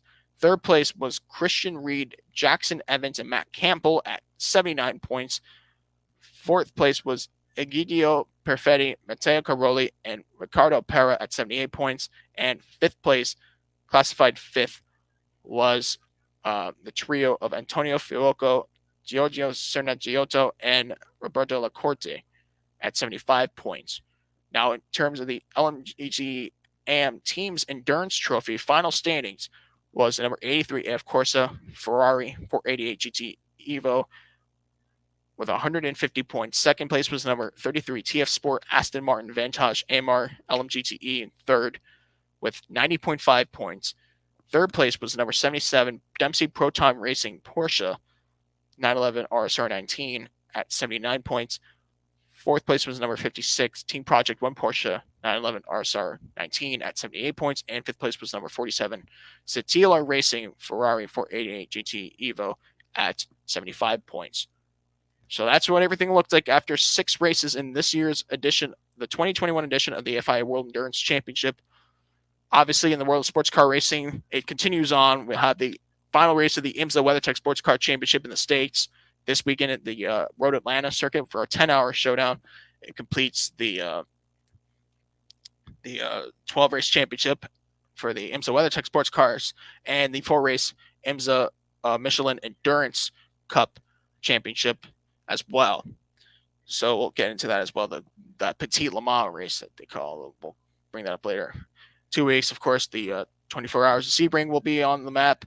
And we won't see too much sports car endurance racing, all that, not until the race in Kyalami, the 9 hours of Kyalami. That's actually going to be on the same weekend as the Bathurst 1000, the first weekend of December. So keep an eye out for that.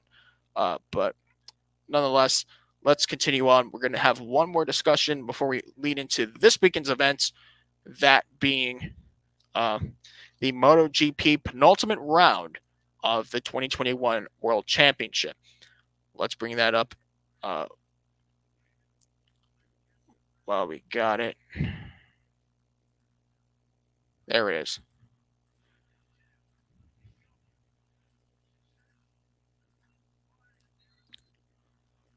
Okay, let me just bring it up. Bear with me, boys and girls, whoever listens to my podcast.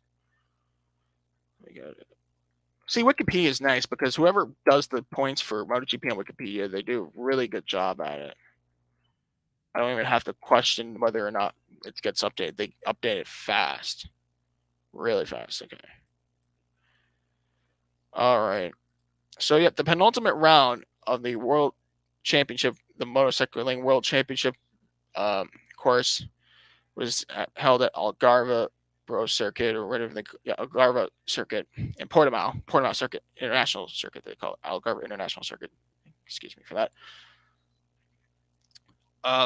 For the penultimate round of the MotoGP World Championship. It's really sad because, it's about to be the end of a dynasty from Valentino Rossi's career. It's going to be sad to see the doctor go. Let's break down the race in another outstanding Audi in top class competition for Francesco Bagnaia. And once again, the man they call Pecco got his third career win. How many times? He's got 9 poles in his career. It was his 4th pole straight. It was pole. Yep, 4 poles in a row. Unbelievable. In the 5th of the season. And Pecco takes the win, of course, in his Ducati, which was enough for them to get the World Constructors Championship. I'll bring that up in a minute. In fact, the race was kind of stopped. It was stopped 2 laps shy because of an accident involving Miguel Oliveira and Iker Lecuona. But luckily, both riders were reportedly okay, so that's good news. Hopefully, we'll get better updates on them as time rolls forward. But great run for Bagnaia. Joan Mir finished second in his Suzuki, and third place was Jack Miller in Ducati. Fourth place, Alex Marquez. Not a bad run for him. A lot of people thought he was going to get that podium should the race not end early. Fifth place went to Joan Zarco, and nice to see him turn around a little bit, but unfortunately he might just have to get it all ready for next year. Paul Espargaro in 6th. 7th place, Jorge Martin. 8th place, Alex Rins. 9th place, Enia Bastianini. And 10th place was KTM's Brad Binder. 11th place, Takaki Nakagami. 12th place, Luca Marini. How about the doctor, Valentino Rossi, in his penultimate race of his illustrious career, getting points in 13th place. Andrea Dovizioso in 14th, and Stefan Bradl took the final points position. If you notice, of course, no points for Fabio Quartararo. He had an accident on lap 20. So this might affect. That was pretty much what wrote off Yamaha in the Constructors Championship, but it's not like they're done in the Teams Championship yet. That will come down to the final checkered flag, regardless of what happened yesterday. So this is what the World Championship looks like in the top 5 with 1 race to go. Of course, Fabio Quartararo locked up the World Championship in the last race. 267 points. He sits there with the retirement in yesterday's race. Second place, Francesco Bagnaia at 227 points. Third place, Joan Mir at 195 points. Fourth place, Jack Miller at 165 on the board. And Joan Zarco still knocking on the door for a win at 5th with 163 points. Nice turnaround, though.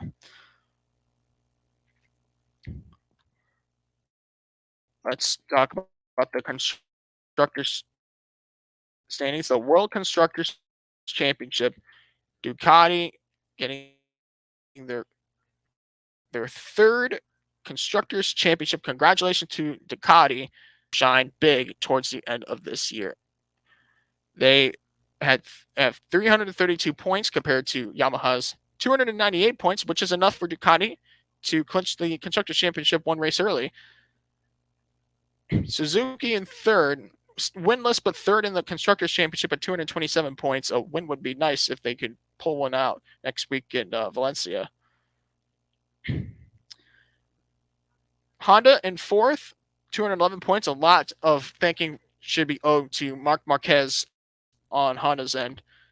KTM in 5th, 196 points for them. And Aprilia in 6th with 114 points. The top 5 in the team's standings. Top 5 in the team's championship with 1 race remaining. Ducati Lenovo team in 1st with 392 points. 2nd place, Monster Energy Yamaha MotoGP with 364 points. They got no points yesterday, which might have been the seal of the deal, but it still wasn't mathematically that far for the championship and the teams to be clinched. 3rd place, Team Suzuki X-Star, so looking for that first win this year, 294 points. Primoc Racing, the customer Ducati team, in 4th with 258 points, and Repsol Honda team with 250 points. A nice climb up the ladder. Again, thanks to Marc Marquez. He wasn't out this past weekend due to concussion-like symptoms. Will he be back this weekend? We will see. That's a good question. Come the final race of this 18-round World Championship, the Valencian Community Grand Prix, which will be held at, I believe, Circuito Ricardo Tormo. Yes, or the track. Yeah, Valencia Circuit. Yeah, Ricardo Tormo will hold the final race of the 2021 MotoGP World Championship.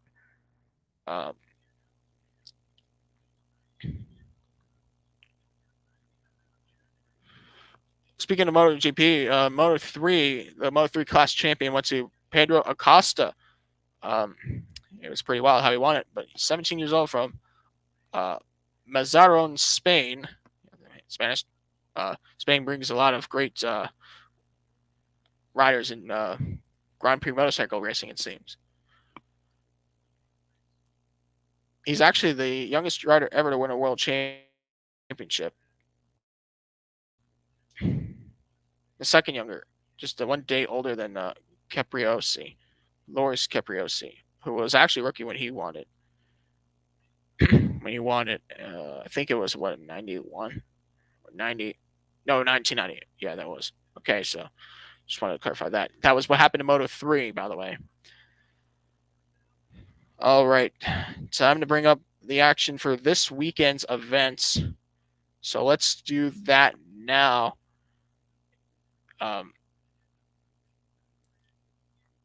Let's bring it up to F1. We'll start with the Formula One World Championship again. Preview the upcoming action. The Brazilian Grand Prix, or this year, the iteration of the Sao Paulo Grand Prix, held at the famous Interlagos circuit in Sao Paulo, Brazil. Take a look at the history of this historic race and the Brazilian Grand Prix.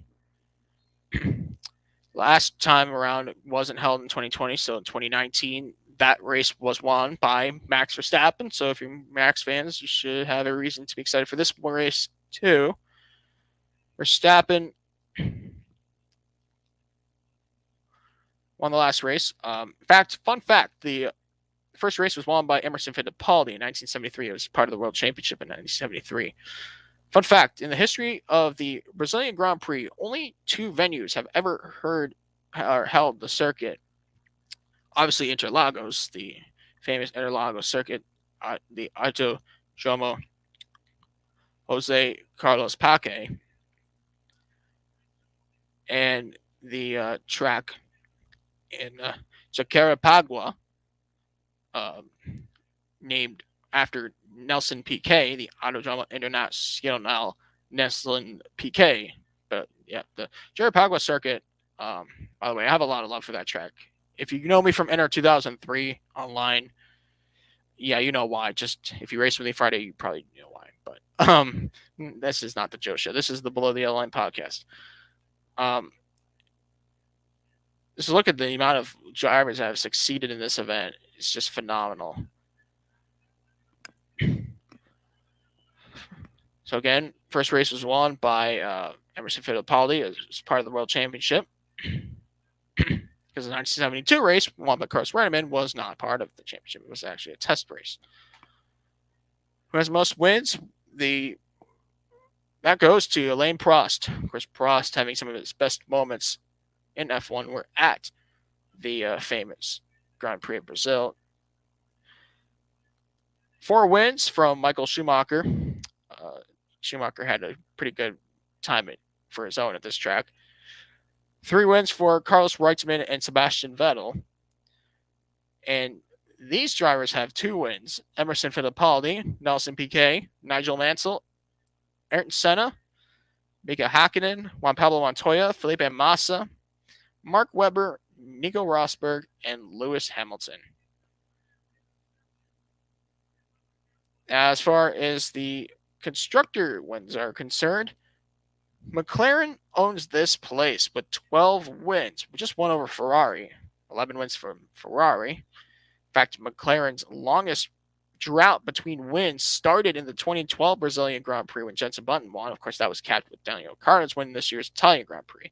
Ferrari, their last win at Brazil was the 2017 Brazilian Grand Prix with Sebastian Vettel. Williams, 3rd on this list. 4th.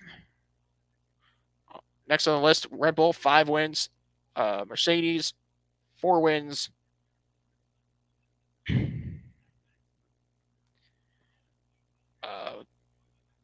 With 2 wins, Brabham, Renault, and Benetton.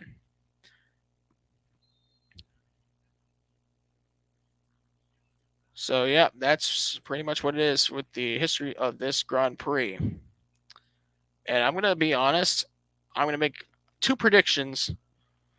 Who wins the race, what the World Championship looks like in both drivers and now constructors, because the Constructors Championship is literally a point in between. The World Drivers' Championship, of course, it usually seems like this race has been the most compromising in any season, especially 2008. How could anyone forget the 2008 finale when Felipe Massa had the championship for like 30 seconds and then Timo Glock screwed up in the final corner with the wrong set of tires, or the wrong part of the track in the final corner, allowing Lewis Hamilton to pretty much get enough points to win the World Championship, his first World Championship, and only, of course, during his time at McLaren.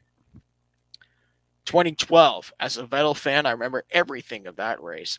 It looked like Vettel had it. He threw it away. First corner accident. It's all done, right? Nope, he never quit. Kept the car rolling. Went on to win his 3rd consecutive World Drivers' Championship. A race I will never forget.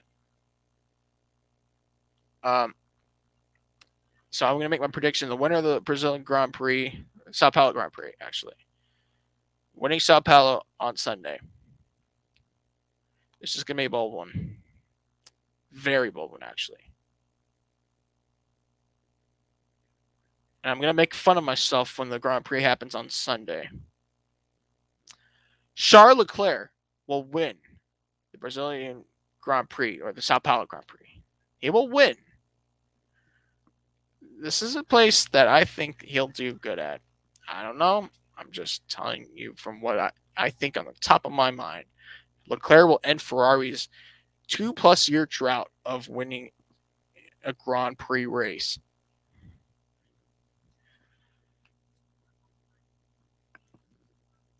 Who's going to come out with the World Championship advantage? I think Verstappen's going to continue on where he's been heading in this direction. He'll have a better points day than Hamilton. I just see that happening. The World Constructors Championship, whether you find it fortunate or unfortunate, it's going to go back into the favor of Mercedes. I feel like Bottas and Hamilton have the better experience for the two combined, especially as teammates compared to Verstappen and Perez. And that's what you need to do. They're better at getting the fast lap, usually, when push comes to shove. They know how to either steal a fast lap or get it on their own for their own benefit. So I think that the constructors' advantage will go to Mercedes. The World Drivers' Championship advantage is going to go to Max Verstappen. Point blank period. I think I said enough that needs to be said. All right, let's talk about Sydney Motorsports Park again in supercars for their third go-around this weekend.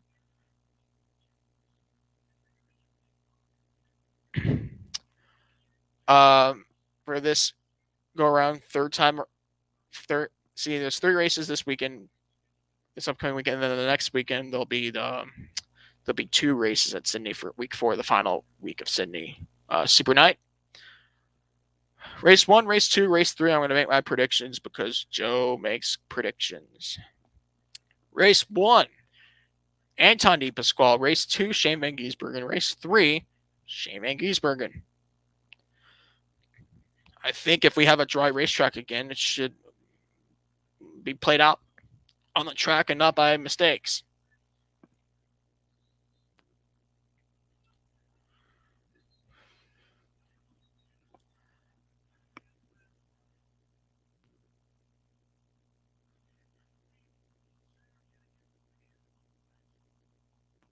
All right. Back to sports cars we go.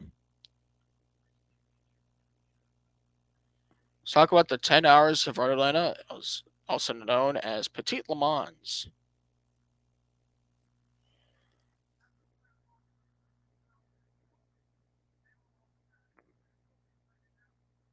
The Imsa Sports Car Championship for 2021 ends at the place they call Petit Le Mans.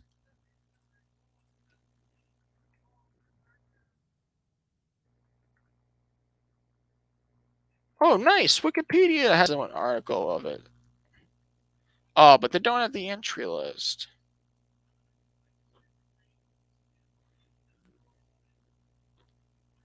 You know, we have 43 cars overall in this entry list. That's a huge stack of cars.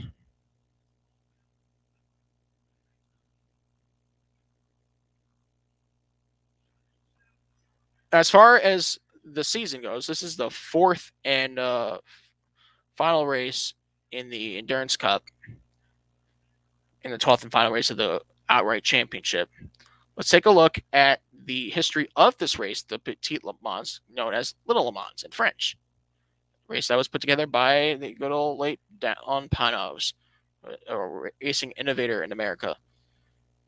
1998 was the first season there was won by Eric Van der Poel, Manuel Clar, and Wayne Taylor for Doyle Racing and Ferrari at 333 SP. It was an interesting prototype that we had for the inaugural race in 98.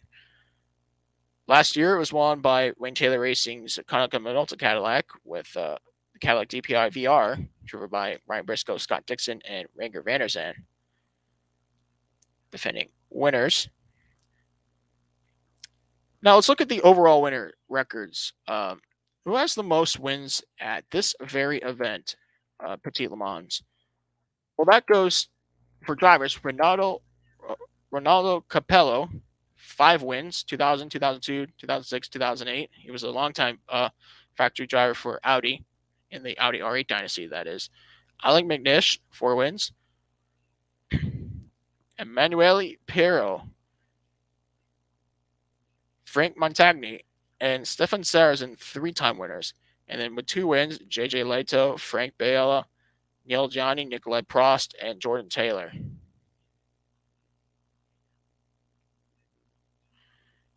As far as most wins from constructors, Audi, of course, who could forget about the Audi R8 era, the Le Mans dynasty they had. 9 wins straight, 2000, 2008. No one could top them. And Peugeot finally did in 09, winning 3 straight on their own, 2009 and 2011. Cadillac, 3 wins in a row from 2018 to 2020. Lola won twice from 2012 to 2013. Ferrari, Panos, Chevrolet, Porsche, Ligier, and Nissan have won this event once. As far as team wins are concerned, a lot of presence from Audi camps back in their heyday. Audi Sport North America, the German team, Audi Sport North America, the North American team, ADT Champion Racing, a team that's based in my backyard, and Wayne Taylor Racing. 3 wins. No one's exceeded 3 wins by a team. Rebellion Racing, 2 wins for the Swiss team. Now let's move into the entry list, and I'm also going to bring up a bit of the championship battles because there are multiple championships that are yet to be decided. So I have to go in their camel system thingy or results.imsa.com.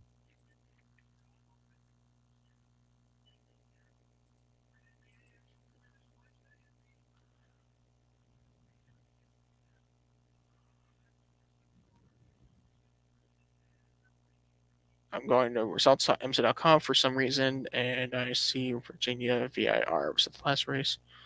Long Beach.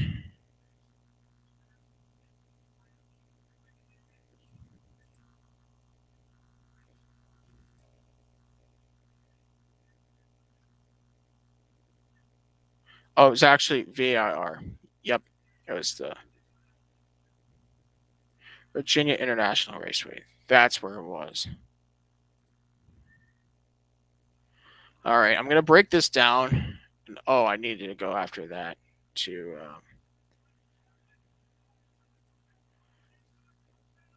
You know what? I'll just go. I'll look at it. I'll look at the Endurance Cup after that. That's how I'll do it. And then we'll look at the entry list. So let's talk about the championships first to catch everybody up. The top 5 in the or the DPI class, the outright class. Right now, it's Felipe Albuquerque and Ricky Taylor with 3,071 points. With 3,052 points, Felipe Nasr, Pipo Derani with 2,882 points. Harry Tinknell, Oliver Jarvis with 2,879 on the points board.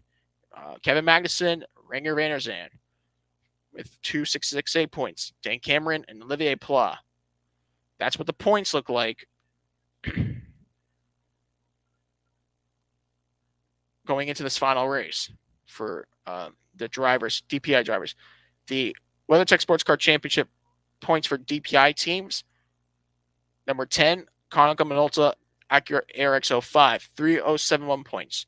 Second place, number 31, Wayland Engineering Racing Cadillac, 3,052 points.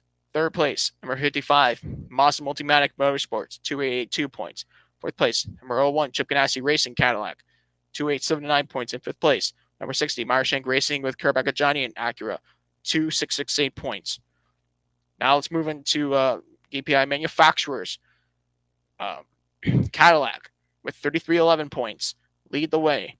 Acura second with 3,223. Third place, Mazda 3,039. Now we go to the LMP2 class, the IMSA WeatherTech Sports Car Championship for LMP2 drivers with one race to spare.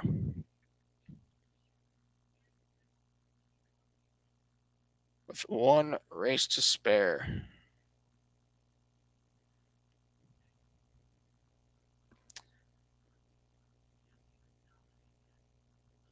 Ben Keating, Mikkel Jensen with 1,807 points. Stephen Thomas, Tristan Nunez, 1,694 points. Gabriel Albry, John Ferrano, 1,634 points. Dwight Merriman, Ryan Dalziel, 1,330 points. Scott Huffaker, 702 points. Let's move in the top 5 for the IMSA WeatherTech Sports Car Championship for LMP2 teams.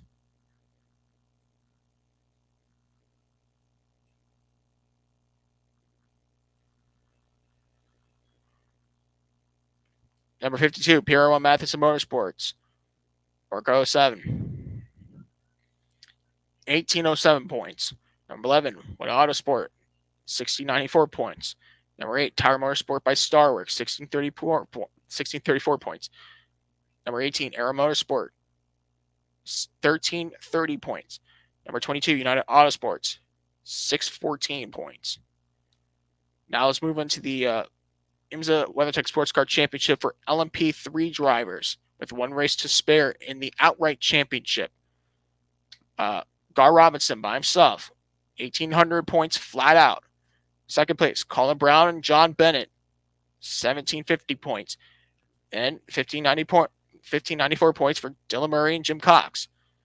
Rasmus Lind by himself in fourth with 1,538 points, and Oliver Askew by himself in fifth with 1,504 points.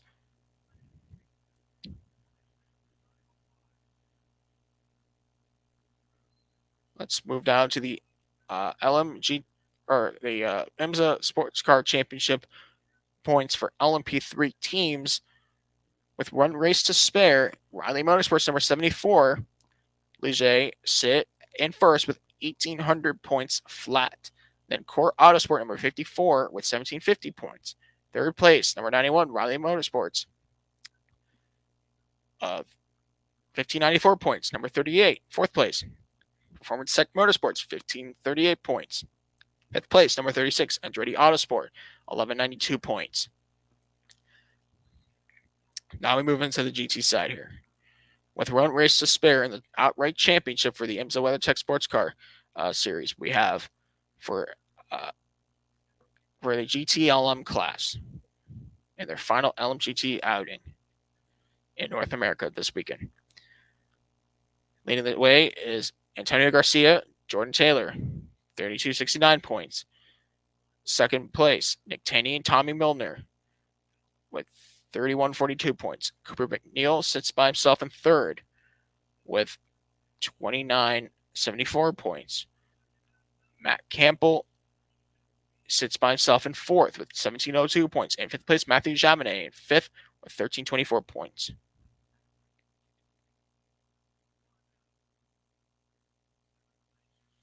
The IMSA Sports Car Championship for GTLM teams. Number 3, Corvette Racing, Chevrolet Corvette C8R, 3,269 points. Number 4, Corvette Racing, Chevrolet Corvette C8R, 3,142 points. Third place, number 79, Proton Competition, WeatherTech Racing Porsche, 911 RSR, 2,974 points. Fourth place, number 24, BMW Team RLL, BMW M8 GTE, 1,001 points. Fifth place, number 25, BMW Team RLL, BMW M8 LMGTE, 966 points. And now we move to the GT LM manufacturers. They have a manufacturers championship, and that's Corvette, Chevrolet with 3,385 points. Porsche with 3,164 points in second.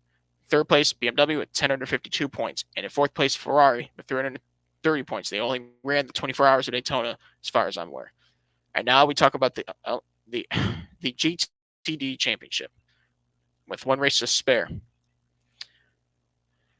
Let's talk about the IMSA WeatherTech Sports Car Championship for GTD drivers. In the lead is Lawrence Vantor, Zachary Robichon, 2,938 points.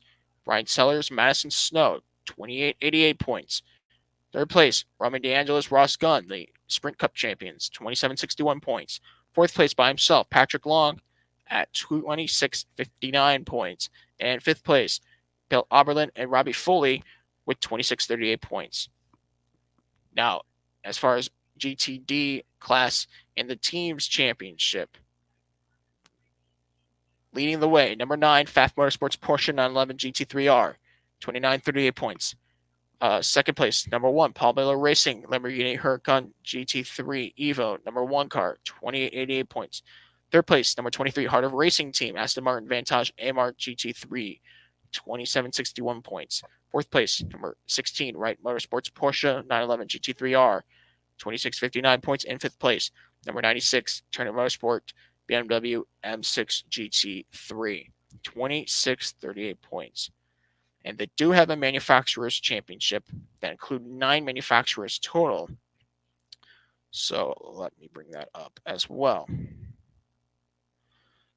That championship is led by Porsche with 3,077 points, 3,077. Lamborghini in second, 3,005 points. Third place, Aston Martin, 2,889. Fourth place, BMW, 2,827. Fifth place, Lexus, 2,799. Sixth place, Acura, 2,462. Seventh place, Audi, 2,221. Eighth place, Mercedes-AMG, 1,996. And ninth place, Ferrari, with 526 points. Now, that's for the outright championship. I know it's a long read, but let's bring up what we have not discussed in months, that was last ran in months, was the 6 hours of Watkins Glen. As far as the championship for the 4-race IMSA Michelin Endurance Cup, we're going to go class by class on this. to let you know how it works. So let's start off, as always, with the outright class, the DPI class. So the Imsa Michelin Endurance Cup for DPI drivers after Watkins Glen. So this was many, many months ago. Round 3 of 4. Now we're in round 4 of 4. Leading the way, Alexander Rossi, Felipe Albuquerque, and Ricky Taylor, 33 points. Second place, Harry Ticknell, Jonathan Bomarito, Oliver Jarvis, 30 points. Third place, Dan Cameron, Olivier Pilat, 25 points. Fourth place, actually it's a tie between these guys, Kevin Magnussen, Ranger van der Zande, Tristan Vautier, Sebastian Bourdais, and Loic Duval all have 24 points. And fifth place, as another tie, all these guys, Felipe Nasr, Jimmy Johnson, Kamui Kobayashi, Mike Conway, Pepe Dorani, and Simon Pagenaud. I don't know how I got Sebastian in there. They all have 22 points with one race to spare. And by the way, they award points within the hours. And for this weekend's race, I should remind you guys, after rounds 4 and 8 in the checkered flag, they will award certain points. So let's keep our eyes on that for the race. Now, what does the Imsa Michelin Endurance Cup Championship for DPI teams look like? It looks like this. Konica Minolta Acura ARX-05 number 10, Wayne Taylor Racing Car, with 33 points. With 30 points in second place, number 55, Multimatic Motorsports Mazda, 30 points. In third place, number 60, Meyershank Racing with Kurt Akajani and Acura, 25 points. Tied for fourth is number 01, Chip Ganassi Racing Cadillac, and the number 5, JC Miller Motorsports Cadillac, 24 points. In fifth place is actually the two entries from Action Express Racing, number 31, Wheelan Engineering Racing Cadillac, and the number 48, Alley Cadillac Racing, 22 points each for those cars. So it's very close in the Endurance Cup. Now, the Imsa Michelin Endurance Cup for DPI manufacturers, with one race to spare, we have Acura leading, 38 points, Cadillac in second with 36 points, and Mazda in third with 34 points. That's a very close battle. Now we move to LMP2. With one race to spare,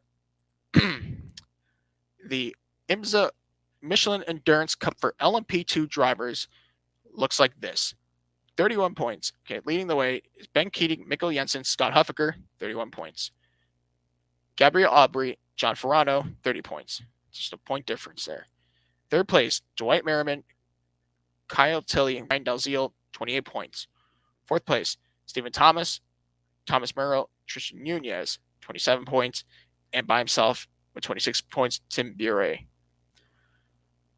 And as far as LMP2 teams are concerned, leading the way is the number 52, Pier 1 Matheson Motorsports, Orco 7, 31 points for LMP2 teams. Second place, 30 points, number 8, Tower Motorsport.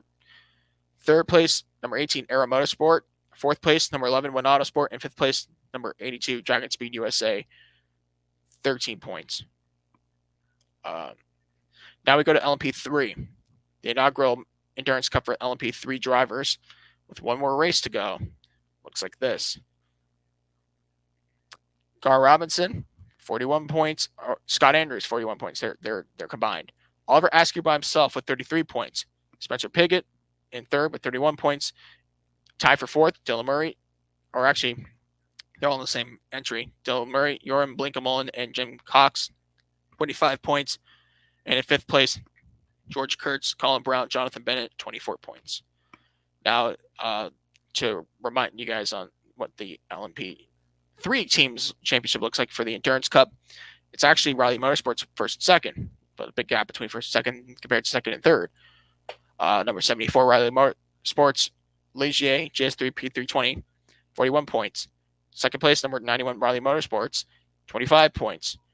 Third place, number 54, Core Autosport, 24 points. Tie for fourth, Sean Creech Motorsport, number 33, and Performance Tech Motorsport, number 38, 21 points. And fifth place, number 747 Motorsports, car, 17 points. Now to the GT side of things for the Endurance Cup. with one race to spare.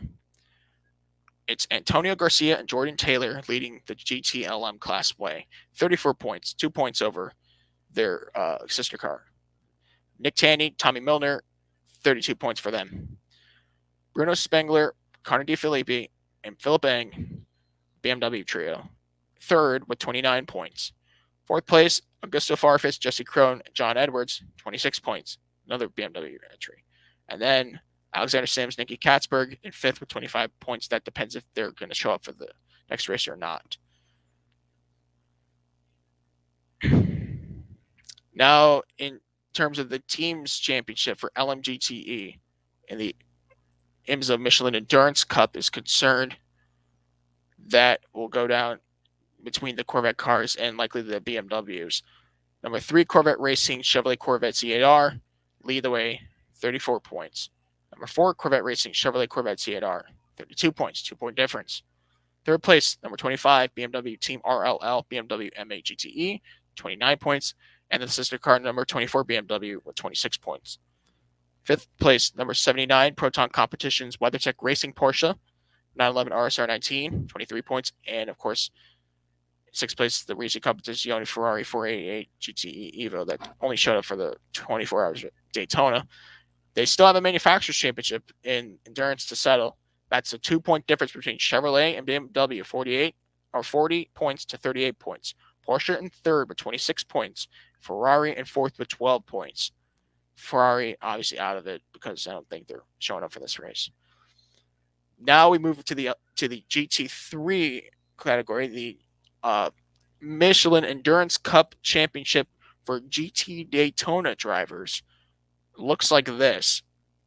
Jan Halen, Patrick Long, Trent Hinman, the Wright Motorsports Porsche trio, 28 points. 1 point behind, we have the Pfaff Motorsport trio. Lars Kern, Lawrence Vantor, and Zachary Robichon, 27 points. But look further down, we still see 27 points because the Paul Miller Racing Lamborghini trio, Brian Sellers, Corey Lewis, Madison Snow, are third with 27 points. Mauro Engels sits by himself in fourth with 26 points. And Ian James, Rami Giannis, and Ross Gunn in fifth. The Aston Martin trio from Harder Racing Team, 22 points. They sit in fifth. Now we move into the the IMSA Michelin Endurance Cup for GT Daytona teams. What does the top 5 look like there with a race to go? It's the number 16 Wright Motorsports Porsche 911 GT3R, 28 points, 1 point behind. Number 9, Pfaff Motorsports Porsche 911 GT3R, 27 points. Also with 27 points in third, number 1 Paul Miller Racing Lamborghini Huracan GT3 Evo. Fourth place, number 23 in the Sprint Cup champions, Harder Racing Team Aston Martin Vantage AMR GT3, 22 points. And fifth place, actually, we have a 3-way tie. I'll list them all. Number 14, Vassar Sullivan Lexus RCF GT3. Number 75, Sun Energy One Racing Mercedes AMG GT3 Evo. And the number 96, Turner Motorsport BMW M6 GT3. They all have 21 points, tied for fifth. It's a close battle in GTD with the race to spare. And obviously, they have a manufacturer's championship like they do in the outright championship. So let's bring that up. With one race to go in the IMSA Michelin Endurance Cup for GT Daytona manufacturers. Of course, 9 cars are listed, so I'll list them all. Porsche lead with 34 points. Lamborghini in second with 28 points. Mercedes AMG third with 26 points. Aston Martin fourth with 25 points. BMW in fifth with 21 points. Tied with 21 points, but 6 with the count back. Lexus, 7th place, 20 points. Acura, 8th place. Ferrari, 13 points. And Audi, 9th with 12 points. 1 race to spare. Now, I didn't even get to bring up the entry list just yet. That was just the points from the outright championship and the endurance championship. Now let's look at the points situation. Or not the points, the entries, I mean. That's the fun part. Yeah, we have supposedly 43 cars overall in this entry list, so I just have to...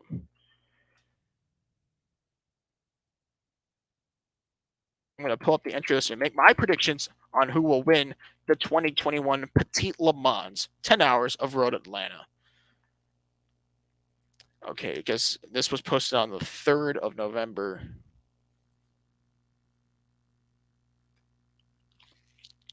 Entry list is a PDF. Oh, this is a PDF. That's what I'm looking for.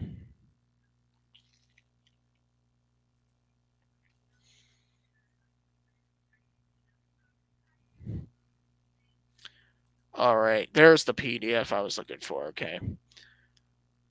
What does it look like with one race to go? 43 cars overall. That's a huge number, especially considering last year and the COVID affected teams, the drivers that couldn't show up last year. It's great to see everybody there. We have 7 cars competing for the outright win in DPI. Now, of course, remember what happened in 2015 when an LMGT won overall in the Porsche because of all that wet weather conditions. But let's see how it plays out this year. Probably shouldn't be as bad. Usually, Petit Le Mans doesn't have that much of a weather issue. We have Cadillacs from Chip Ganassi Racing, JDC Miller Motorsports, 2 Cadillacs from Action Express Racing. And then as far as the Acuras are concerned, we have the Acura from Wayne Taylor Racing and the Acura from Marchand Racing with Karbaka Janian. And the Mazda for one last time. One last time, a factory-supported Mazda prototype will be off the grid. And that, of course, is fielded by Multimatic Motorsports. My pick to win the Petit Le Mans, the 2021 outright win for the Petit Le Mans. And yes, I will confirm, we're not going to get into 2015 again. That was very rare. Winning Petit Le Mans for 2021 will be the number 01 Chip Ganassi Racing Cadillac DPI of Scott Dixon, Kevin Magnuson, and Ranger Van der Zand. I think that's a great trio, but it's going to take a lot to beat the Wayne Taylor Racing number 10. It's going to be close, but remember, it takes 10 hours to win this race, so you better be there at the end of the at the 10th hour, or there's no win for you. Next on the list, there's 5 cars in the LMP2 class. All cars are running the Orca 07 car. Just to confirm. Different teams for all, which make it for a fun competition, that's for sure. But my pick to win the LMP2 class is going to be the number 52 PR1 Matheson Motorsports Orca 07 with Mikko Jensen, Ben Keating, and Scott Huffaker. I think they are very experienced and good at these endurance races. Now, as far as LMG or LMP3 is concerned, we have a nicely even match between Duquesne M30 D08s and Ligier JSP 320s. Nice to see that for a change. We have Duquesne's from 1, 2, 3 teams this time around. Not a bad effort.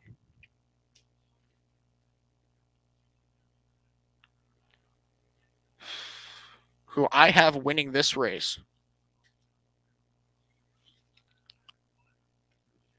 The winner of the LMP3 class after 10 hours. I'm going to take the number 74 Riley Motorsports Ligier JSP 320 of Gar Robinson, Felipe Fraga, and Scott Andrews. I think that sounds like a good combination, if you ask me.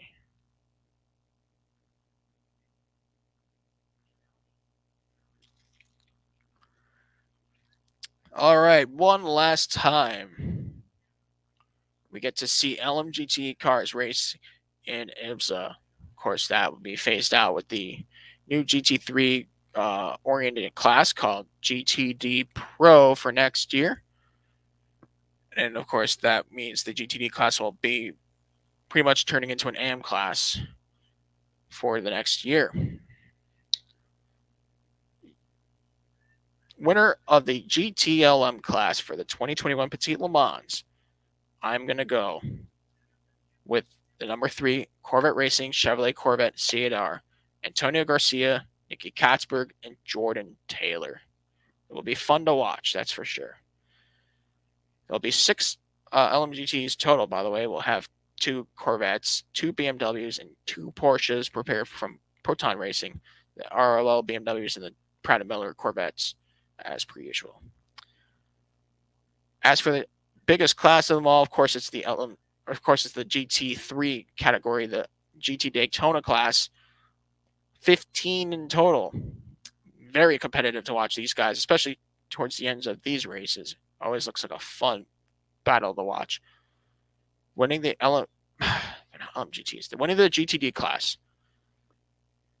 Last time being one sole GT3 category before class reconfigurations next year. For one last time, I think the class winner, the GT Daytona for the Petit Le Mans in 2021,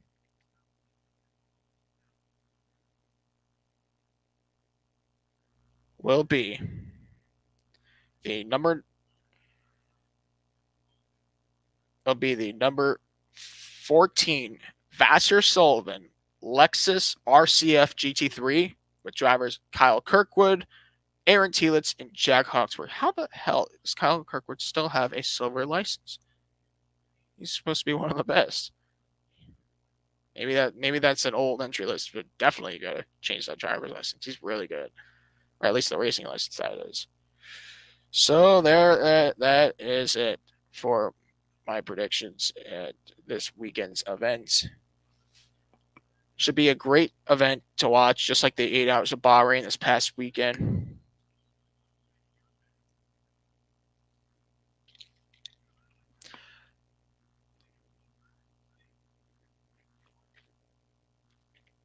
With that all said and done, I think this is a good time to finish the podcast for tonight. I know it's just me, but yesterday was Justin's birthday, and 6 days will be my birthday, and I'll be back age 23. Thank you all for watching the Below the Yellow Line podcast. For my partners, of course, that are out. Happy birthday, Justin Hebert, Daniel Ford, and myself, Joe Landy Pavlon, signing off. Guys, have a great night. Thanks for stopping along for episode 136. We'll be back for 137 next week.